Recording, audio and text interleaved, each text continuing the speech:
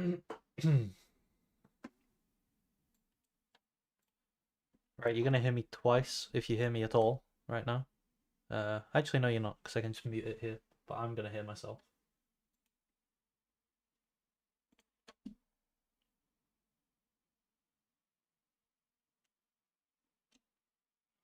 Or am I not?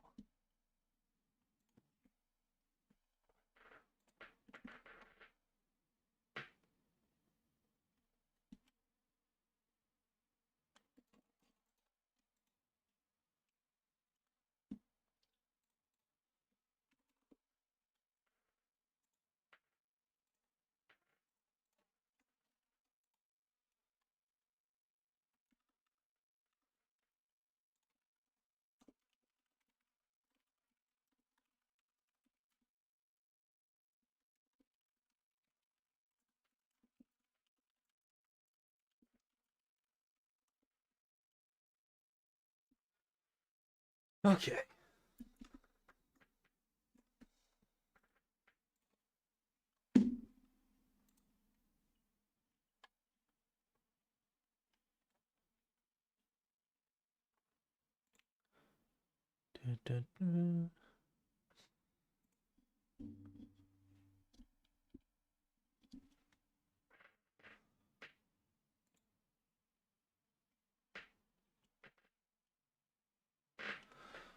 Looking good.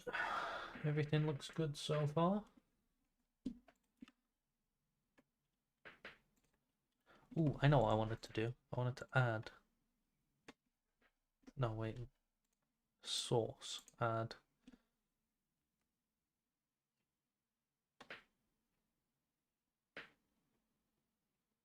Huh.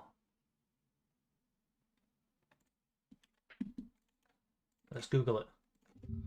OBS Studio chat on stream. Let's watch this guy. Having a chat overlay on your stream is a great way to be able Yeah. How do I do it? streamelements.com, and I'll put a link in the description of this. On the left hand side, you're going to select streaming tools, you're going to select overlays, and we're going to go ahead and create a new overlay. We'll go ahead and bring that up. It's going to say overlay resolution. You're going to leave it at 1080p, and then you're going to go ahead and hit start. Now we're going to come to this plus icon here at the bottom, and we're going to select stream tools, your stream chat. So now you can see here that we have this black box, and what we want to do now is we want to go ahead and customize this. So to be able to do that, we first want to go ahead and use dark chat. We'll leave it there for just a few moments. Show message permanently. Let's do this on this one. Go ahead and put a delay for 2 seconds. This is what I recommend. That way you can give people time and they don't try to spam, and it keeps the chat flowing nicely. So next we want to come to where it says position, size, and style. So the first thing we want to do is we want to go ahead and make sure that it's at 541 by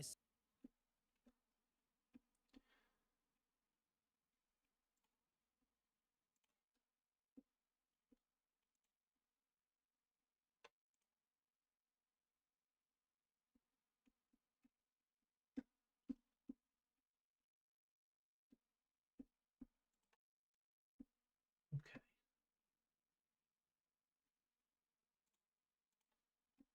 So wait, how do I do this? Streaming tools, overlays, create new overlay.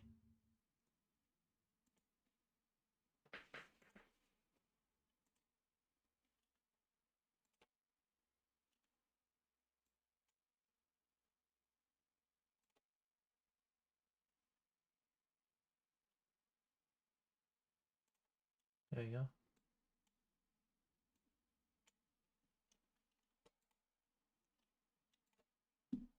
stream chat. So now you can see here that we have this black box, and what we want to do now is we want to go ahead and customize this. So to be able to do that, we first want to go ahead and use dark chat. We'll leave it there for just a few moments. Show message permanently, and then you can go ahead and put a delay for 2 seconds. This is what I recommend. That way you can give people time and they don't try to spam, and it keeps the chat flowing nicely. What I do is we want to go ahead and make sure that it's at 541 by 670. This is going to give you a nice size, and then we can resize it directly inside of OBS.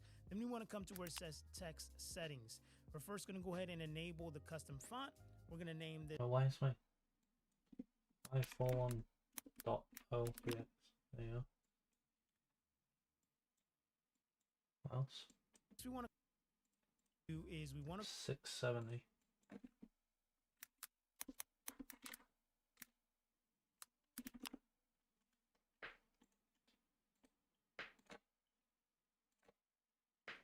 It keeps changing its... Oh, right, okay.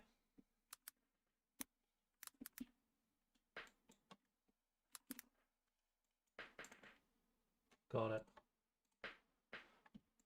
go ahead and make sure that it's at 541 by 670. This is going to give you a nice size, and then we can resize it directly inside of OBS. Then we want to come to where it says text settings. We're first going to go ahead and enable the custom font.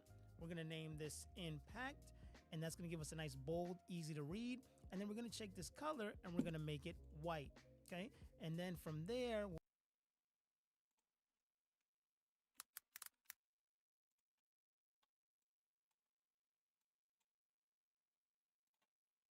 what we want to do is text size. We want to put this at about 25. That's about a good size, and you can always adjust this later.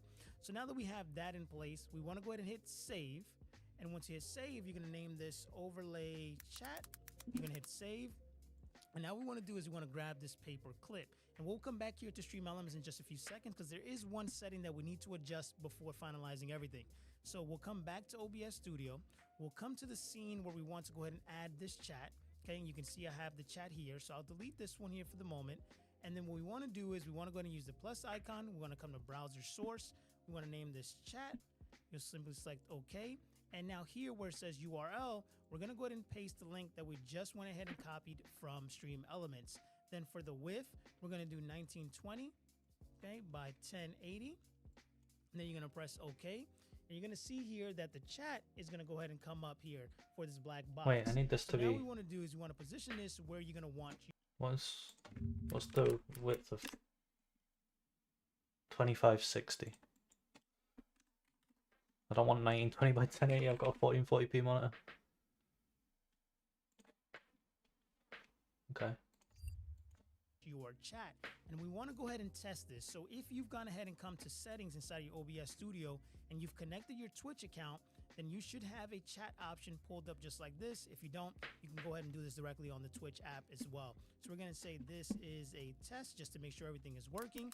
We should see the chat pop up here. Perfect, it's popping up. So now we want to come back to Stream Elements and make an adjustment. So in Mine's not doing anything.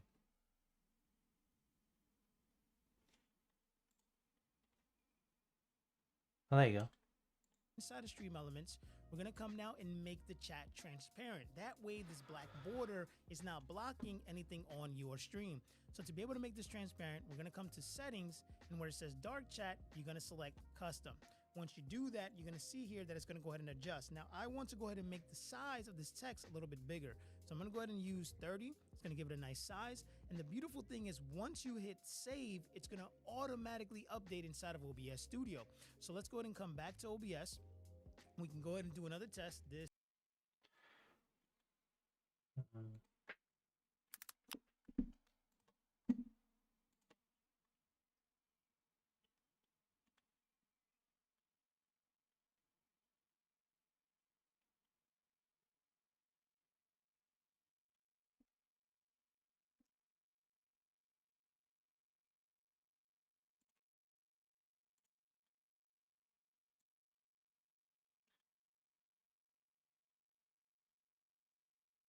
Okay, I see. Cool. Seems to be working. How does it?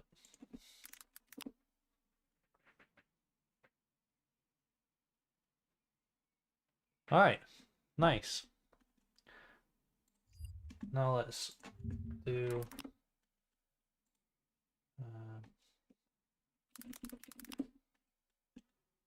look at this. Oh, I want to be in a game. Here we go. The peel that he needs. Because now I can... And a one ruler does not. Probably want it like here.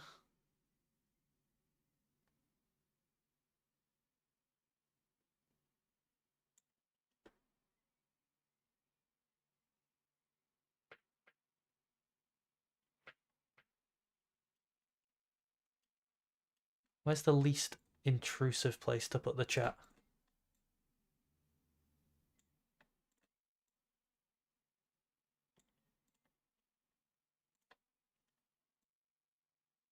Maybe over here.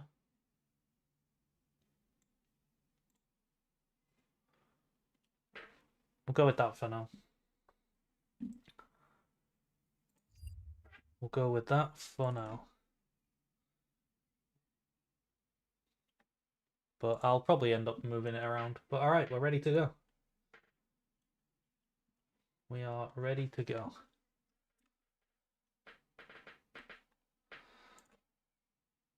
Let's skip this forward a bit.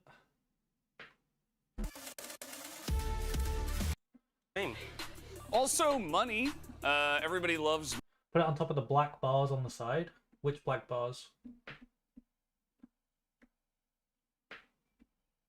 Oh. Money, especially Ox. No, I don't know.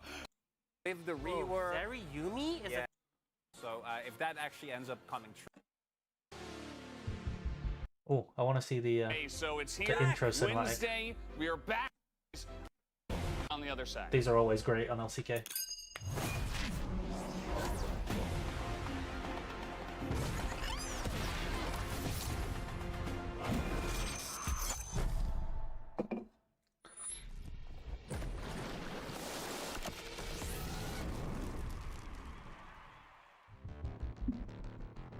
Put it here for now.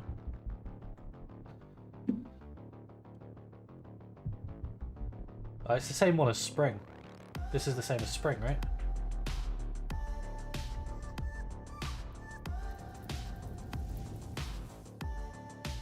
Oh, it doesn't go any higher than 1080. It would be nice if this went up to 1440p, but LCK stole Orcs. They did. They did.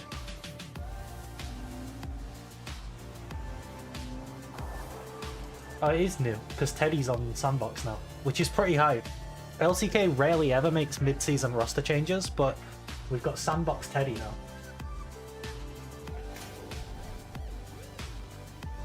So I'll probably move it to the bottom left or something. I don't want it in the bottom right, because that'll cover the map in-game, but we'll see.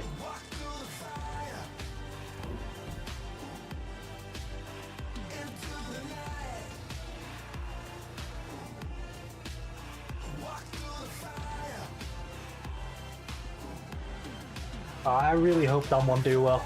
I'm the biggest Damwon fanboy. I know they're called D+ now, but I'll always call them Damwon, I don't care.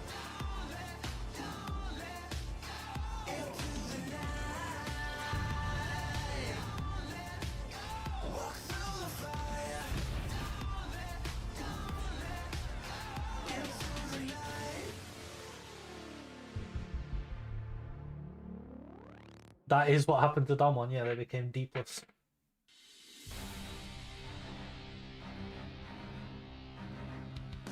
Alright. 5 Dream. I did see that Kingdom was playing a lot of pretty good. Okay, let's go back a bit. Is a very, very good one. It's our top 4 teams. From I love you, Atlas, but I'm gonna have to have you be quiet. Okay, we've got KT versus Hanwha Life. So KT are actually, they're such a legit team. My prediction is that KT will win. Maybe 2-1, I think I'll predict. 2-1. They're incredibly legit.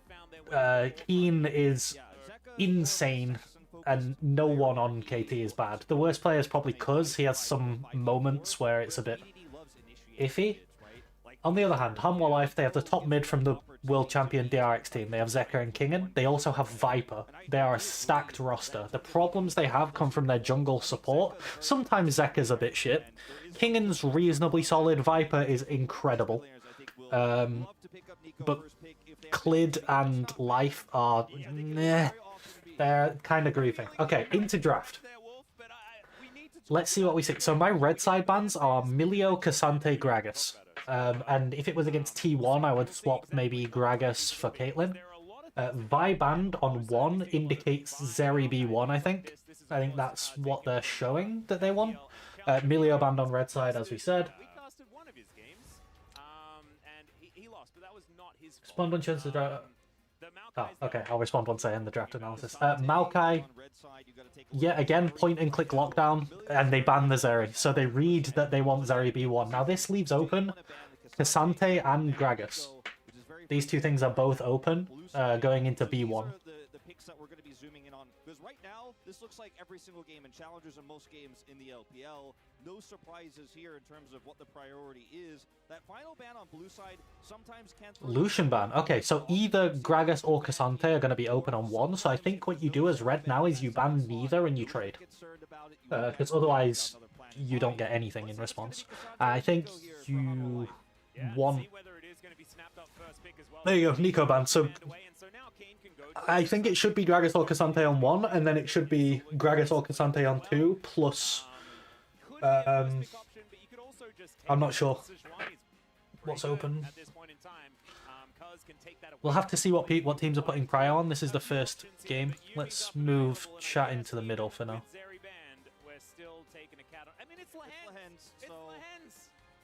Straight into the Yumi. Okay, so I would respond with Cassante Sona, I think. Wait, you could also go Zilean, and Zilean Flex.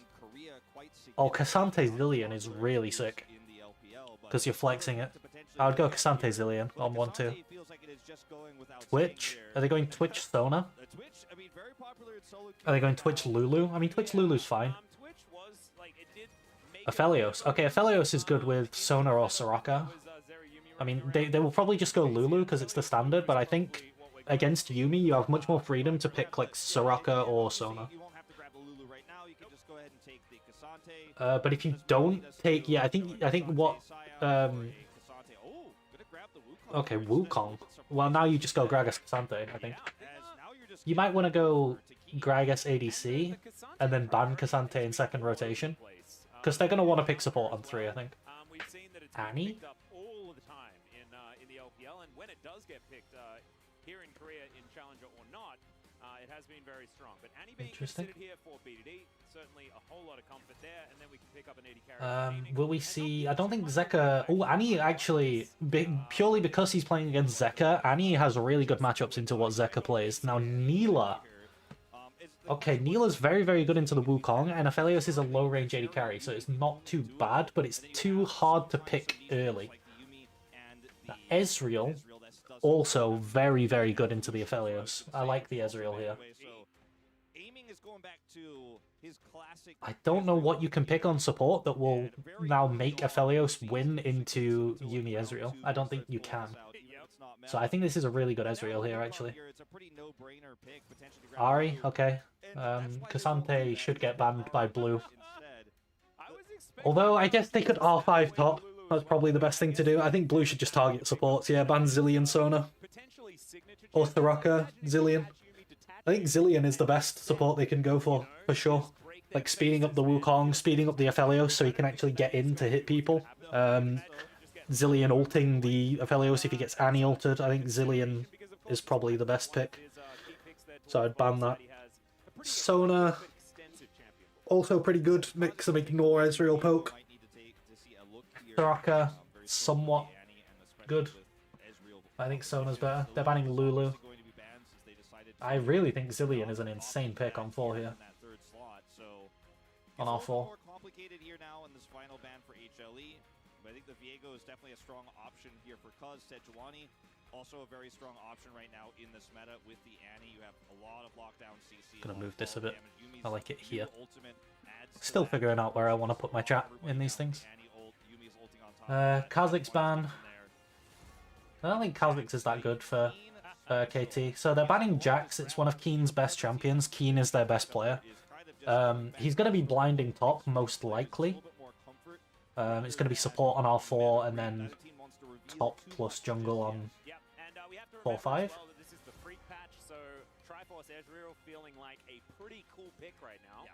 So if you're looking at the Ezreal quizzically, we haven't actually seen it. I don't believe it was played yesterday in Challenge. It definitely wasn't played on. Any chance we see Zilean? What do you think? To see what Ezreal with a triangle is going to look like. The Ornn taken away from Kingen. They're like, oh, well, okay, Cassante. The problem with going Cassante now is that now Keen gets to choose his matchup. So I think we might see Keen Gwen here. I think Gwen is what we're going to get. And then we'll get an AD jungle, like Viego looks really good. I would go Gwen Viego, I think. I think Gwen Viego would be really sick. Like, Fiora's okay, but... I don't know. Gwen Viego looks disgusting. Okay, there's the Viego. Really nice. I really like Viego with these high-range poke comps into these low-range champs. Because the Ezreal, the Annie, and the Yuumi are going to be poking out the enemy, and they're going to put them into reset range for the Viego. I really like this from KT. And then I would go, because you need... well, you don't need more magic damage here, but the Viego enables you to have more magic damage, so I would go Gwen. And Gwen has a really good matchup into the Cassante, and then just scales well into the game. Oh no, Malphite's not it. There's no, you don't need Malphite. I don't know what you need Malphite for. I mean, besides the Yuumi, this looks like it could have been a KT playoffs draft. Like, you just take the Yuumi and replace it with a Karma, and I'm like, wow, it's KT. So the Viego I really like, the Malphite I don't like. And I mean, KT just keeping a lot of secrets here. Rakan. From sneaky side lane composition to... Okay, they're trying to basically turn it into a pick comp here. I guess they recognize that the Aphelios is never going to be able to hit anyone, and they're just going to look to make picks with Ahri, Wukong, Rakan, and Snowball, which is it's a legit win condition. I don't think it's reliable. I think KT win draft here. The Malphite could be something else, and it would be better. The Malphite could even be like Gore Drinker Jace, and I would like it a lot more than this. But the Gwen providing, like, throwing the ult at people, like, the Gwen would be so good. I'd love Gwen. But still, I think KT wins draft. Have great engage, and they have great scaling in terms of their 80 carries, but I feel like the conditional engage that Hunter Life Alright, let's have a look at chat now. So, drafting tournaments and live drafting versus viewers. I'm not sure about live drafting versus viewers. Drafting tournament, I am going to look to set up soon. Maybe in the time where... like, there's going to be 3 days of LCK, I think. Maybe after that we can do one. So hard to safely get onto Yuumi. Yeah, it is, and Aphelios is never going to be able to hit them, because he's so hard outranged by... he's hard outranged by Annie, he's hard outranged by Ez, he's hard outranged by Yuumi. Viego just waits for the resets, like, he just lets his team poke them down, and then goes in for the resets, and then Malphite can just pull the trigger. I mean, Malphite's fine, I don't really like the Malphite, but... I kind of agree, because I feel like, it's going to hinge on life. If he actually manages to stay alive, he might be able to press some buttons. Right. Otherwise, I think he might just die accidentally. You're just hit by a stray bear and then a mountain, you know? Like, that could just happen in this game. Let's wait until we get into game, and then I can figure out where I'm going to put the chat. If he gets in there, if he surprises KT before they can press all those buttons, it could be a very different story. And we know that Life is so practiced on this Rakan. Yeah. We've actually got signature champions for both Lehens and Life as far as what we've seen right now. So very cool stuff. Life Esports going towards a little bit more of that team fighting with their final pickup here in that Rakan. I'm going to make it so that messages... the wombo combo of KT. Oh, wait. I think it's a perfect way to start off summer here, Wolf. Let's jump into game I'm going to make the messages fade after 30 seconds. But now there's nothing in my chat, so I can't see where I'm moving it to. So I'm going to type something in my chat so that I can actually see. There you go. All right, here we are. So I probably just want it here, right? Game number 1. It's like we never left, Wolf. Feels like we haven't had a gigantic amount of time. It really doesn't. Spring like and here? Summer. Yeah, especially when you look at KT's comp. Yeah. Was this the last one that they played? Why is the banner in the middle of the screen? Isn't that meant to be at the top? Ah, that's kind of a problem. Maybe here? Wow, that's an alternate universe. We stick it here. I mean, that's one that, I mean, to the Hanwha side, And then it'll fade. Yeah, that seems pretty good. But didn't end up coming to be is, I mean, playing Ezreal with a Yuumi by his side, you know, regardless of which support it was, you know, over the course of his career. Okay, so the Ez Yuumi are obviously gonna He loves his Ezreal Yuumi lane. not have too much lane pressure onto the Aphelios Rakan, like, and the Rakan has the potential to, like, W in if Ezreal ever wastes E. So we're basically going to see Ezreal farming up, never wasting his E. Aphelios not really able to get in range of the Ezreal. Ezreal's going to take most of the damage in the early game when, like, right now, Aphelios actually has, like, Caitlyn range with the Calibrum. But as soon as he's used all the ammo in his Calibrum, Ezreal's going to be so unbelievably safe. Like, here, Viper using another auto, getting rid of his ammo. Eventually, that pressure's going to be gone, and aiming and Lehens are just going to be absolutely chilling. I think this is a really bad draft for Hanwha Life specifically, because their primary carry is Viper, and they've put him on a champion that can't do anything into KT's draft. Like, he can never kill Malphite. That's a Malphite against Aphelios. Viego's just going to be waiting somewhere in stealth for the resets. He can never get in range to auto Annie, and he can never get in range to auto Ezreal. So they've put their best player on a champion with very, very low agency in this game. Although, I say that, so have KT. I think KT's best player is definitely Keen, and they've put him on Malphite. When he had counterpick as well, like, this could easily be Gwen, and it would be better in draft, I think. If you get unstoppable force, then I mean, a bear comes down and you're dead anyway. So maybe if you want something tanky, he could also have gone. He could have gone Gragas and built Rod of Ages to do more damage. Yumi has Gathering Storm instead of Scorch and Font Revitalize instead of Presence Cutdown. Wow. I mean, to be fair, Lehens is normally pretty good. He's the guy that invented support Singed into Yumi as the answer. Lehens is quite good at, like, understanding things and, you know, coming up with strategies. So Lehens having good runes is something that I kind of expected. Now, the fact that he's gone Font instead of Cutdown, I mean, Revitalize is just really good, but the fact that he's gone Font might indicate that he wants to go Echoes of Helia instead of Moonstone, which I think is probably the best Yumi mythic.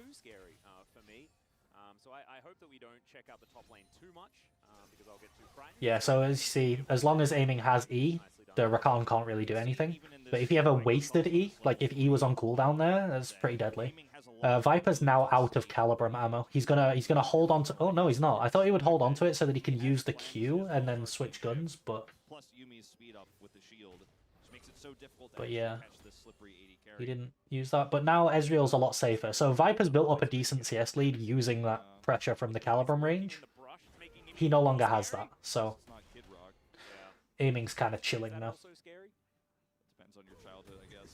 Keen, surprisingly, is very even in CS into this Cassante. The Cassante is not managing to bully him at all.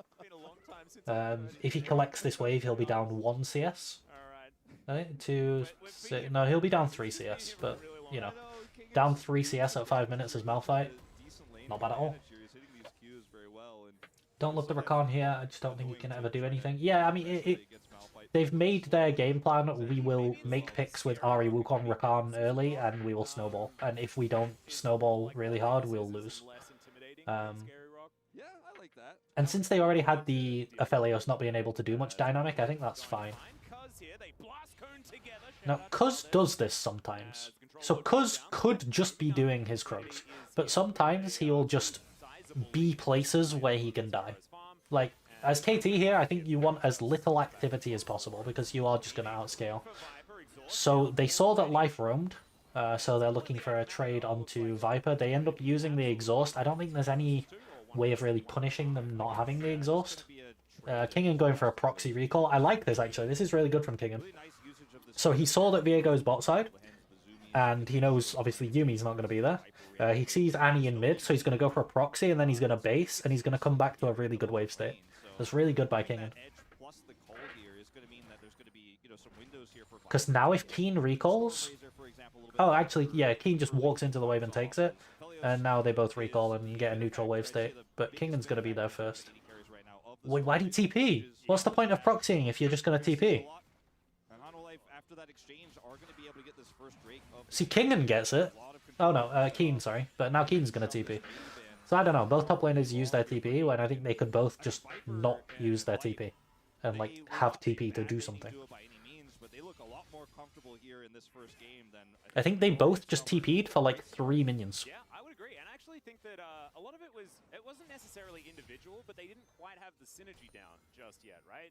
And so now with, you know, a month or so of extra scrims under their belt and some more bit weird put in place, could certainly be a benefit. And the bottom lane is what this team is going to hinge on. You know, I think that you could always put your eggs into the Viper. So, GigaChat top mindset TP for 3 minions. Yep. Unbelievably based. So remember I said that Cuz sometimes is just in places where he can die? And he has this tendency to, like, in? This is what I'm talking about.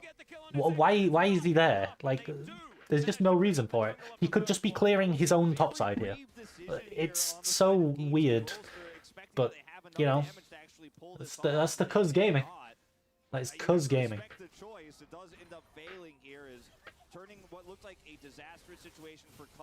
BDD gonna use Tibbers to try and shut this wave here. Life is like never in bot lane, which is gonna give Viper a solid XP lead. I'm not sure he's gonna be able to leverage it on this Aphelios into the draft that he's playing against though. Is he trying to steal camps to snowball early? I suppose, but there's no need to snowball early when you're hard out scaling with this KT draft. So yeah, exactly. Detriment to Viper. He's just underneath his turret. And yeah, they're going to lose plates and things like this, but being able to get that first blood, I think, does make it very much worth it. And it's only one plate for now, right? Like, aiming and Lahans haven't been able to put on... So we're getting Sunfire Malphite, very standard. We're getting Sundara Viego, very standard. Going to be Sundara Wukong, probably. I'd be interested to see if we get Triforce Wukong. I think that would actually be quite good here when you need that early damage to just, like, snowball. I think Triforce would be good on Wukong. Ari obviously going to go Everfrost. Aphelios, he's got BF Sword, so I guess that indicates he's rushing the Gale Force rather than the Storm Razor, because Storm Razor, I believe, is Noon Quiver and Kershey's Shard. And then Gale Force is BF Sword, Zeal, Cloak, I think. Or BF Sword, Zeal, Longsword, or something like that. It's some weird... Yeah, I'm not entirely sure the build paths of every item yet. Ezreal probably going Triforce. I really hope he's going Triforce and not Sundara here. I think Wu is going to rush Cleaver. He's already got Sheen. He built the Warhammer, so he's going Sundara. I mean, Sundara is good into the Malphite, specifically, but I think your aim with this Hanwha draft is to kill everyone except Malphite, and then Malphite will just die. Like, you really need to burst them down with, like, an Ahri, Wukong, Rakan combo. Okay, I mean, Keen can never die here. He's got ult. So Kingin's kind of just wasting his ult. Keen doesn't even need to ult. And so Keen wandering around in circles. Edward Scissorrock doing a great job of just living. I'm not sure the build, but... Okay, well, Oh, I did get Gale's path correct. Nice. Yeah, so he's rushing Gale Force here, right? With BF Zeal Longsword. So he's going to go Gale Force, and then... I mean, Storm Razor looks very good on Aphelios, so he's probably going to go Storm Razor next. After the Gale Force. I guess he's going the Gale Force first because of what we've talked about, how he doesn't have the ability to ever really get in range of anyone. The Gale Force kind of lets him do that. Ooh, this is an interesting TP from Zeka. They have all summoners, though, so he's just going to immediately cleanse. He's probably going to flash as well, yep. And he's just going to live. Yeah, aiming played that well. He did have to use his summoner spells, but at least he didn't do the thing where they try to hold their summoner spells and then die. So yeah, respectful from aiming. They traded TP for Cleanse, Exhaust, Flash on... Oh, they also used Rakan summoners and they used Viper Ghost, so they actually traded 3 summoners for 4 on KT's side. So KT won that, if you just think about each summoner as like 1 point, I guess. 1 point against 1. Gonna go Gale into RFC? I feel like he's definitely gonna go Gale into Storm Razor now. And then probably BT or LDR. BT is good here to kind of keep him alive through the Ezreal poke, through the Yumi poke, through the Annie dropping Tibbers on him and slowly grinding him down. I think Gale Storm Razor BT is probably his best build. He's actually taken Fleet, so I think Viper recognizes that he's never going to be in range to hit anyone. So he's going to try and use like Fleet, Storm Razor, Gale Force, like these tools, and his Ghost to try and bridge the gap. So I actually like Viper's rune choice here. I think Fleet at times can give him the ability to do things. They are on 13-10, yeah. So it's before the nerfs to Storm Razor, before the Kraken changes. Yeah, so Keen just ulting out. Like I said before, he can always do that. That's generally how he's going to use his ult in this lane, is when Cassante all-ins with ult. When Cassante all-ins with all-out, Malphite's going to ult away. nice amount of tempo that Kingen does gain here on the top side. Stormrazor was very strong on 13-10. I still think it's very good on Aphelios. There's a timer on KT trying to secure this Drake, and they pushed Viper. But if they're very tanky, you can go Kraken as well. I think you choose one. Cuz just running in again. I mean, you gotta give it to Cuz. He has massive balls. Like, he's so confident all the time. But you can see how well, like, Keen down 3 CS as Malphite into Cassante. Like, Keen's laning is unbelievable. He's so very good at laning. And you can see when he's playing Jax or Jace, you could see in Spring the opposite effect. When he's actually winning lane, he's crushing people. He was even performing really, really well against Zeus, so... In your experience recently, if they're tanky, just go Borg. Borg over Kraken? I think that's interesting. The trade-off is that you don't get the crit chance, right? Which goes into your Gale Force, goes into, like, critting with Aphelios. Blue Gun is really good because it does the big crit thing. This is exciting. There's going to be a lot of damage available for the team that manages. Okay, good. Ezreal has Trinity Force. Annie has Leandries. The itemization on KT is all pretty good this time.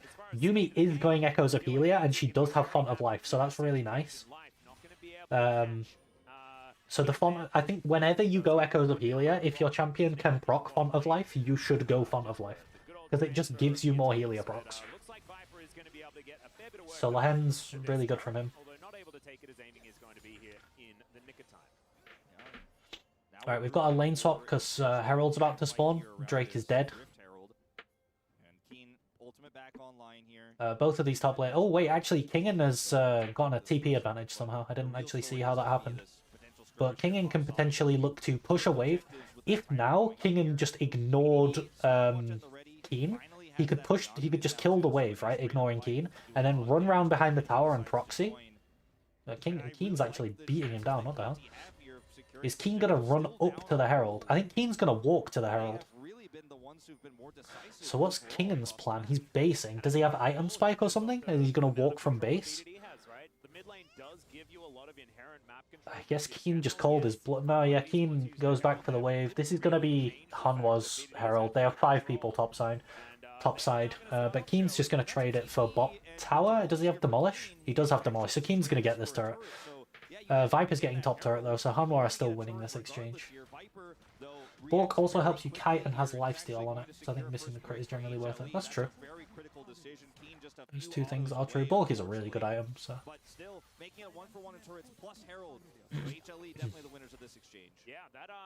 Not in this game, though. Definitely wouldn't go Bork in this game. You need to be able to hit people consistently. KT at least keeping themselves relatively competitive. Speaking of competition, though, Aiming got some competition here in this mid lane as Shirley. One thing I want to see if people start doing, especially next patch, well, the patch that's live right now but isn't live on LCK, 13.11. If Viego, after Sundera or Trinity, whichever one he chooses, if he goes for Kraken Slayer, I think that would be really good. KT kind of struggling to respond outside of Keen just pushing through and proccing that Demolish on the turret. No response here whatsoever for KT, even though they have an Ezreal with Trinity Force, they have an opportunity to kind of chip away, poke, even with the Leandries. Alright, so Keen has TP advantage for the Infernal Drake. So I think what we're going to see is, well, we might just see Zeka and BDD sat in top lane, and Keen King in bot lane. Bit of a zoom in there. Shout out to Jonah Strong. He's back with a vengeance. As the cannon does go to the nether. Now Cuz looking for Zeka here. Not going to find that stun. Cleaver, Even Shroud, Kraken on Vi. That's interesting. To the left. Not thought about Kraken on Vi. I think in pro play, it's pretty rare that you actually get 3 items on Vi. Like 3 completed items, but Even Shroud is pretty cheap, so maybe. And also Kraken's very cheap now. 3,000 gold is a lot cheaper than it used to be. They're looking for a pick onto Keen. This guy is way too tanky for them to kill. This guy cannot die. Yeah, as you can see, he is far too tanky for them to kill. And this is where Hanwha Life haven't really got enough of a lead. They have a 1.5k gold lead. I don't think it's enough for them to actually beat the scaling comp of KT. Also, KT having one dragon slows Hanwha Life down by an extra 5 minutes. Completely distracted us from it. As the dragon is going to be up in 20 seconds time, and Clid is already here. He got to the birthday party, and not even the birthday boy's there yet, you know? So they dropped Herald mid and opened it up, right? Which I think is fine, but what I think Hanwha could have done is held the Herald until now, and now they could have dropped it mid to open it. And then they could have used the pressure from the Herald to start the Drake. Rather than, now they have a Mexican standoff for the Drake, where they can actually lose this Drake fight. This could be another 5v5 though. Good charm is going to connect onto aiming. I don't know if as KT you want to commit for this though. Hanwha Life are already on it. I think you're happy to give second Drake. You can go... Actually, yeah. Malphite and Viego can both ult out over walls, so they can play for a steal here. Okay, Kingen goes in. What a chaotic fight. This is really bad for KT because Viper's actually in range to hit. Oh, he just gets deleted. Oh, he just gets deleted. Okay. I think that wins the game for KT. I think Hanwha are now so far behind against a comp that they need to be really far ahead against.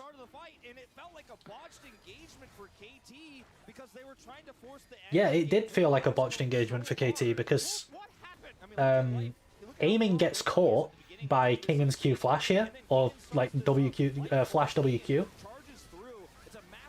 He manages to get out, but Viper's in range to hit. Malphite ults straight onto Viper, really good, and then the Annie stun, and he just gets deleted. So that was probably the best case scenario for KT, for Hanwha rather. They got onto aiming.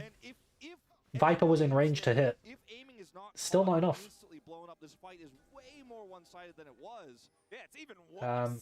Now it's really, really hard. I don't think there's anything you can do. All KT have to do is just farm for 4 minutes and then go dragon. And then just farm for another 5 minutes and then go dragon, and then they've won. It's going to be really, really difficult for Hanwha now. I really didn't expect we were going to be watching Keen Malphite. I was looking forward to some Keen shenanigans. Viper's going LDR second. I guess he's deciding that since the only person he can reliably hit is Malphite, he may as well get as much damage to deal something to Malphite. As much damage as he can against Malphite. I guess that's his thought process. And I really like the Leandries for this reason, especially with that Rylai's to kind of help peel against the Cassante. Wait, did BDD buy Rylai's? HLE ahead in gold, but is this the first Rylai's Annie? Oh my, all through MSI I was talking about Rylai's on Annie. Oh, hallelujah, BDD! Oh, Lehens and BDD with the Helia font and the Rylai's Leandri Annie. Oh my god, it's so good. It's so good. But Viper and Life have certainly had the number of aiming and Lehens. Aiming just not able to play in the last team fight. We'll see whether it's actually going to be relevant because Rock Press are... Yeah, I think everyone on KT is building correctly. It also means that Zeka can't build... He has to build a Banshee's Veil. Yeah, I really like what KT are doing here. Keen might be a bit fucked here. Okay, they're TPing Zeka in. Keen's going to try and run away with his ult. He's going to ult over the wall. Keen gets out and they start the Baron. They commit the Ahri TP into the bot side. Now Malphite is dead. Can Viper and Clid stop it on their own? That's the question. The Baron take isn't fast enough from KT yet. Ahri got the kill onto Malphite. Ahri's actually picking up all of these kills, so all their gold is on Ahri, which is kind of like a double-edged sword, because in one way it's good, because it almost demands that Malphite start building some magic resist. But on the other hand, she's the lowest damage champion on their team, realistically. Cassante, Aphelios, Wukong are all going to deal more damage than Ahri. there's not really any vision or support to back this up. Sunder at Ezreal? I don't think you should ever go Sunder on Ezreal. Kasante could basically beat him in the 1v1 if he plays it correctly. And if anyone else comes I think down, Trinity he's will gonna be just in trouble. outperform Look it. at this. Even without the Ahri teleporting through, he's losing out. Now he can't escape. And if it's all a ruse to get the Baron, that mission also failed. Yeah, wasn't quite enough. Sunder on range champs is pretty underwhelming. Roaming down. If it was just the teleport, then it would have been a different story. Should be Cyrilda now on Ezreal, and then after Cyrilda, I think after Cyrilda he can actually go Frozen Heart, and he just can't die. Now, will it get that late? I'm not sure. KT might just win. But the Dragon's coming up in 1 minute. I wonder what the plan macro-wise is. They could send Keen top if he can get a base and have him threaten that top tower with Demolish. I mean, Kingen can go and answer it, but Zeka can't be top right now. They have to... I think they have to either bring Zeka down or swap Kingen into top lane. Oh, Kingen committing the ult. Is that going to be up for Drake? It's not, right? And Kasante is really not a strong champion without his ult. There's stuff happening everywhere. They have no Rakan ult. Oh, nice, BDD. Yeah, they have no Rakan ult and no Kasante ult. I think it's literally impossible for Hanwha Life to contest Dragon now. I think KT just get Dragon. There's nothing they can do. There's no way they can fight without Rakan ult and Kasante ult. Was the Trinity buff in 1310 that big? I think Trinity was just better all the time on Ezreal before 1310, and then it got buffed on 1310. So to engages, to skirmishes, to 5v5 fights with Rylai's. Trinity does an unbelievable amount of damage if you can reliably proc it. They do so much damage. Zeka waiting on the flank. BDD not going to walk into it. And now KT moving. Also, Sundara got nerfed on 1310, so it's even less good.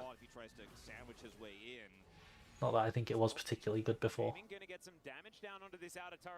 They're just flipping the Baron. This is a really dangerous flip from Hanwha. BDD has Tibbers. All he has to do is walk up and drop Tibbers on their head, and they have to stop this. Oh, they're just waiting for the Malphite ult. Right, they have Malphite ult, they have Tibbers. I think Keen's out of position here. Tibbers hasn't been dropped, though. They're not committing it yet. Oh my god, look at the Ezreal Q damage. It did nearly half of Clid's health. They're just going to go Dragon after this tower, I think. They're going to take the wave. Aiming's going to take the wave. Yeah, and they're going to get the Dragon. They could just go ahead and take Soul Point here now, so I think it was the right call for Hanwha Life Esports to try to start Baron, but they just didn't realistically have the tools. When you're this far behind, I don't think the Baron flip is necessarily bad. Like, I think it's a pretty good Baron flip, to be fair. It gives you, like, a way to win. Oh, that's so sad! Oh, Viper's just trying to recall the tempo stop ult from, the tempo ult from, aiming there. BDD just sat on the control ward. This is how the whole thing started. Runs up, Tibbers is in. Boom. I really like where BDD is moving there. Like, he's cutting off his escape route. Did he flash for that? I guess he flashed. I don't know if it's worth BDD flashing for a kill on Rakan, honestly. Yeah, Ezreal going Cyrilda's really nice. Annie going Zhonya's. Yeah. I guess building defensive when you're this far ahead is actually good. Normally I would like Deathcap third. So basically the entire point of this build with the Leandri Rylai's is that you drop Tibbers on them, right? And Tibbers runs around and it's an absolute menace. Tibbers' damage and stats are based on your raw AP, including Tibbers' HP. So if you have a death cap, Tibbers becomes a lot harder to deal with, a lot harder to kill. And also your E-shield will get a lot bigger, which your E-shield mirrors itself onto Tibbers. They're looking for a pick onto aiming here, but they have all sums on Yuumi Ezreal. Oh, the Malphite ult from Keen. And here comes Tibbers. Oh, it's so hard for Hanwha to do anything with their draft, isn't it? They're going to do Baron now. Clid's dead. Keen here, he doesn't have an ultimate, but everything is used from Hanwha Life as well. They have no recourse here. They have no ability to stop this. Teleport coming through from Kingen, because this may be game losing if they don't contest. He's going to come in here and try his best. Keen very low. I think they're just going to die if they run in. I think Hanwha lose. Like, yeah, look at Viper. Viper can't get towards the team. Like, he can't get in. It's so awkward to be Aphelios here. This is the same draft difficulty that we were seeing at MSI from the LCK teams. They were picking Aphelios and Xayah into things like Zeri and Jinx, and they could just never get in. They can never get in range to hit anyone, and it just looks so difficult to play. You literally bring this up because he's actually not really in danger. He's on the blue tree. Life has to flash here to look. Just gonna nip and get a drink. He is able to flash, cleanse, has zoomies, and then the follow-up here from Keen is beautiful. And it felt like KT's whole game plan was, we're gonna get tons of mid-prio and start Baron, and if they commit onto Ezreal, we turn that. And aiming and well, this we're gonna have to go to game 2. I think this one's kind of over. So fragile, and Hanwha Life Esports is constantly so reliant on their ultimates. This one's very over. Last fight, not to mention they didn't have a jungler here at all. Just desperation. Felt like the game is going to be over if they lose Baron. So they're so hard committing to contest it. Unfortunately, they lose both the Baron and the team fight now. And KT Rolster in a commanding lead. Look at the gold lead. I don't think Jinx is like as prio of a pick on this patch compared to before. Like, Jinx was completely broken at MSI, but with the slight nerf that she got and then the indirect nerf from the item changes, I think she's a lot more reasonable. What was the B1? The B1 was Yuumi. So yeah, I think they could have gone something like Zillion Zeri, or I mean, Zillion Jinx would be fine too. In fact, just the way that it goes from Baron into Drake is really perfect. It's exactly synced as you say, and looking for a flank here. Clid is like, But I really think Zillion needs to be explored as a Yuumi answer. And there's a Malphite right in my face if I try to look for the flank, and they can hard If you're gonna pick Aphelios that early, you should just pick Jinx instead. I guess that, yeah, that makes sense. with these Baron empowered minions, I follow that line of logic. Two inhibitors going down if they want to push their luck. Yep. 3 Atom power spikes hit for both solo lanes and aiming as well. So Oh, they've got to pick onto... oh, nice buffer from Cuz. Really nice buffer. It's actually... one thing that I've noticed is that it's surprisingly easy to do that. You know, like if you're Fiora and you can parry the Cassante ult? If it's like a melee range Vi ult, right? It's really difficult to parry a melee range Vi ult. But a melee range Cassante ult, for some reason, it's so easy to parry. It's like the window to do it is so big. So like for Cuz there, he could just press R when the Cassante ult's going off and it buffers it. It's like it doesn't lock you down until the very end of the animation, the Cassante. Like until you start moving. Whereas Vi stuns you before she even picks you up into the air, you know? Hanwha are desperate to get this Drake Soul. Oh, and the 3-man ult from Keen. Oh, Vipers just has to run for the hills. This poor guy. Yeah. When your team is, their team identity very much is Viper versus the world, as Atlas just said. You don't want to be giving him an ADC that has no agency in the game like this. There's not a great deal he can do on Aphelios.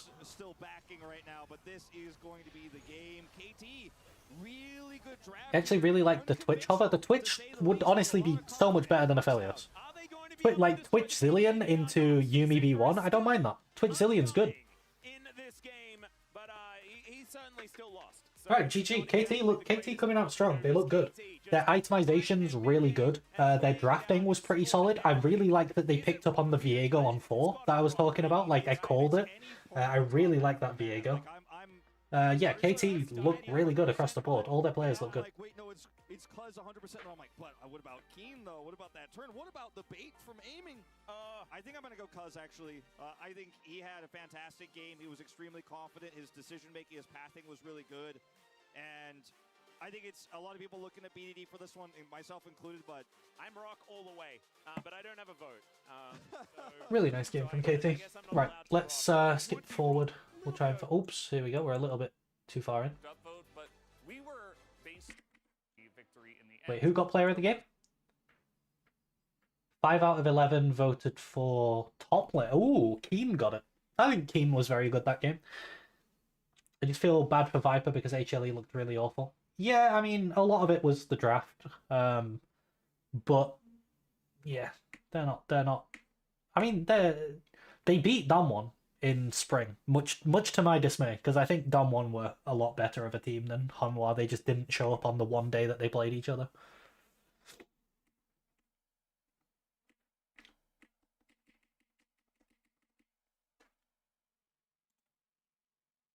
Oh. Draft started here. We got a few spoilers. All right, let's jump back into draft. I need to move chat again. I'll move it if it gets in the way. For now, I'll just leave it where it is. Okay, so game 2 draft. Let's see what gets banned. We've got Hanwha on blue side this time. I actually think, normally I think red side is really good, right? I'm a big red side advocate, but I think blue is quite strong at the moment. Because I think there's 4 really good B1s. Well, there's actually a lot of really good B1s, to be honest. Like, Maokai's not bad if you ban Silas. Nico, I think, is really good. She's very flexible. Gragas, Cassante. They're banning out the Zeri. Yumi's also off the table. Cassante is open. Gragas is open. Melio. Melio is the other really strong champ. Thank you, Ian. I will do my best to have a good stream. Let's move this to, like, here for now. Taken down will be Annie, actually. So banning 2 of the critical champions here for KT's previous composition, leaving both the Vi and the Lucian up here in this case. And I think the Milio still needs a look here. I think KT definitely going to ban that one away, but right, Annie's gone. Using this time as to what the response. Sante, Melio, Gragas. It's got to be one of them. Potentially the Lucian pick. Yeah, actually, I kind of like just banning. Melio was banned, yeah. Lucian. Okay, never mind. So still Cassante, Melio, Gragas, all open. On the blue side last time around, and now Harmolife Esports, difficult choice as to whether Do you... So the best champ with Melio, I think, is Lucian. It's really strong. one could say, or whether they've got a different plan in mind. There's no way you B1 Jax. That just walks into Gragas Melio. I think it's a very weak first pick. Vi? Okay, so now you go Cassante for sure. And Cassante is so insane into Vi. And then... Playing the Aphelios here, we have already one great guaranteed lockdown for this champion. Yeah, Melio. Melio's fine. I think you can go Melio Cassante, and I'm really happy with that. Yeah, you've never seen them paired together, so... Oh, Aphelios is not it. I mean, it's not the worst, but... Because you at least know that Vi is going to be coming into you. Cassante Morg? I don't know if you need Morg. But you can like leave it to later and see if you need it. But Melio is so broken. So basically Lucian's passive, right? He gets 2 buffed auto attacks whenever he gets healed or shielded. Melio's W keeps ticking on him, and every time it heals him, he gets 2 more shots. And he just does so much damage. It's crazy. He just permanently has his passive. Like, every auto attack in a team fight is a passive auto. Every single one. It's disgusting. Blitzcrank Jinx. So Blitz into the Melio Aphelios looks like pretty reasonable. Jinx into the Aphelios, obviously, I like. Just outranging the Aphelios is really good. Sejuani. It's okay. It's okay. You're probably going to want to pick something melee. I mean, you're going to save R5 for Keen for sure. So what do you want to blind and what do you want to cover it with? What's good here? Yep, or just pick it up themselves. They could take it away if they would like to. I'd like to see. I think you can even flex Cassante on 4. Giving you a champ that can immune the Blitz hook is really good for KT. Like, he can just dash into the Blitz hook and W it. And that's really nice. Alternatively, you could play Ornn and he can also immune it.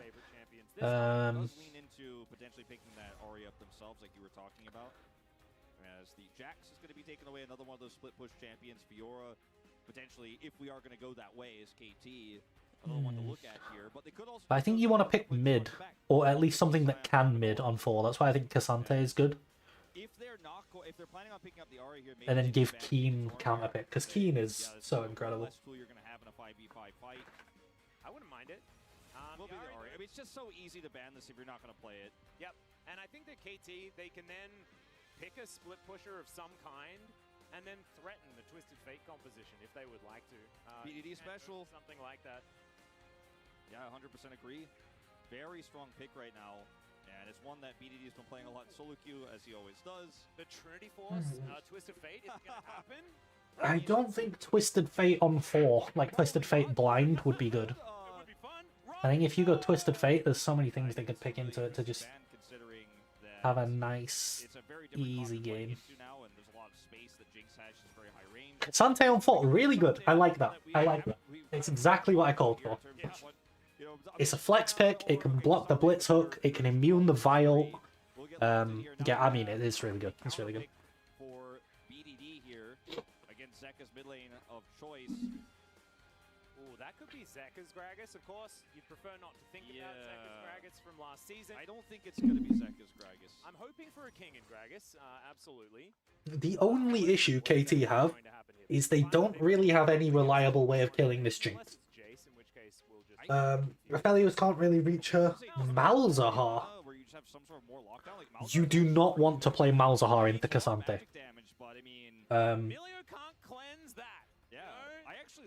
Yeah, you don't want to play Malzahar into it. What Cassante mid will do into Malzahar, it's so disgusting.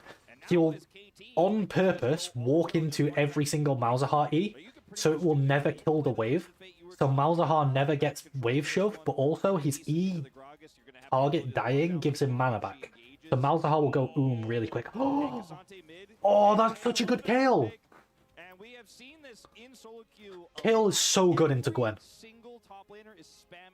Kayle is really good into Gwen, and then it gives them something that can kill the Jinx. It makes the target that gets hooked not die when they get hooked, because he just instantly ults them. Oh, that's such a good Kayle from Keen. I love it.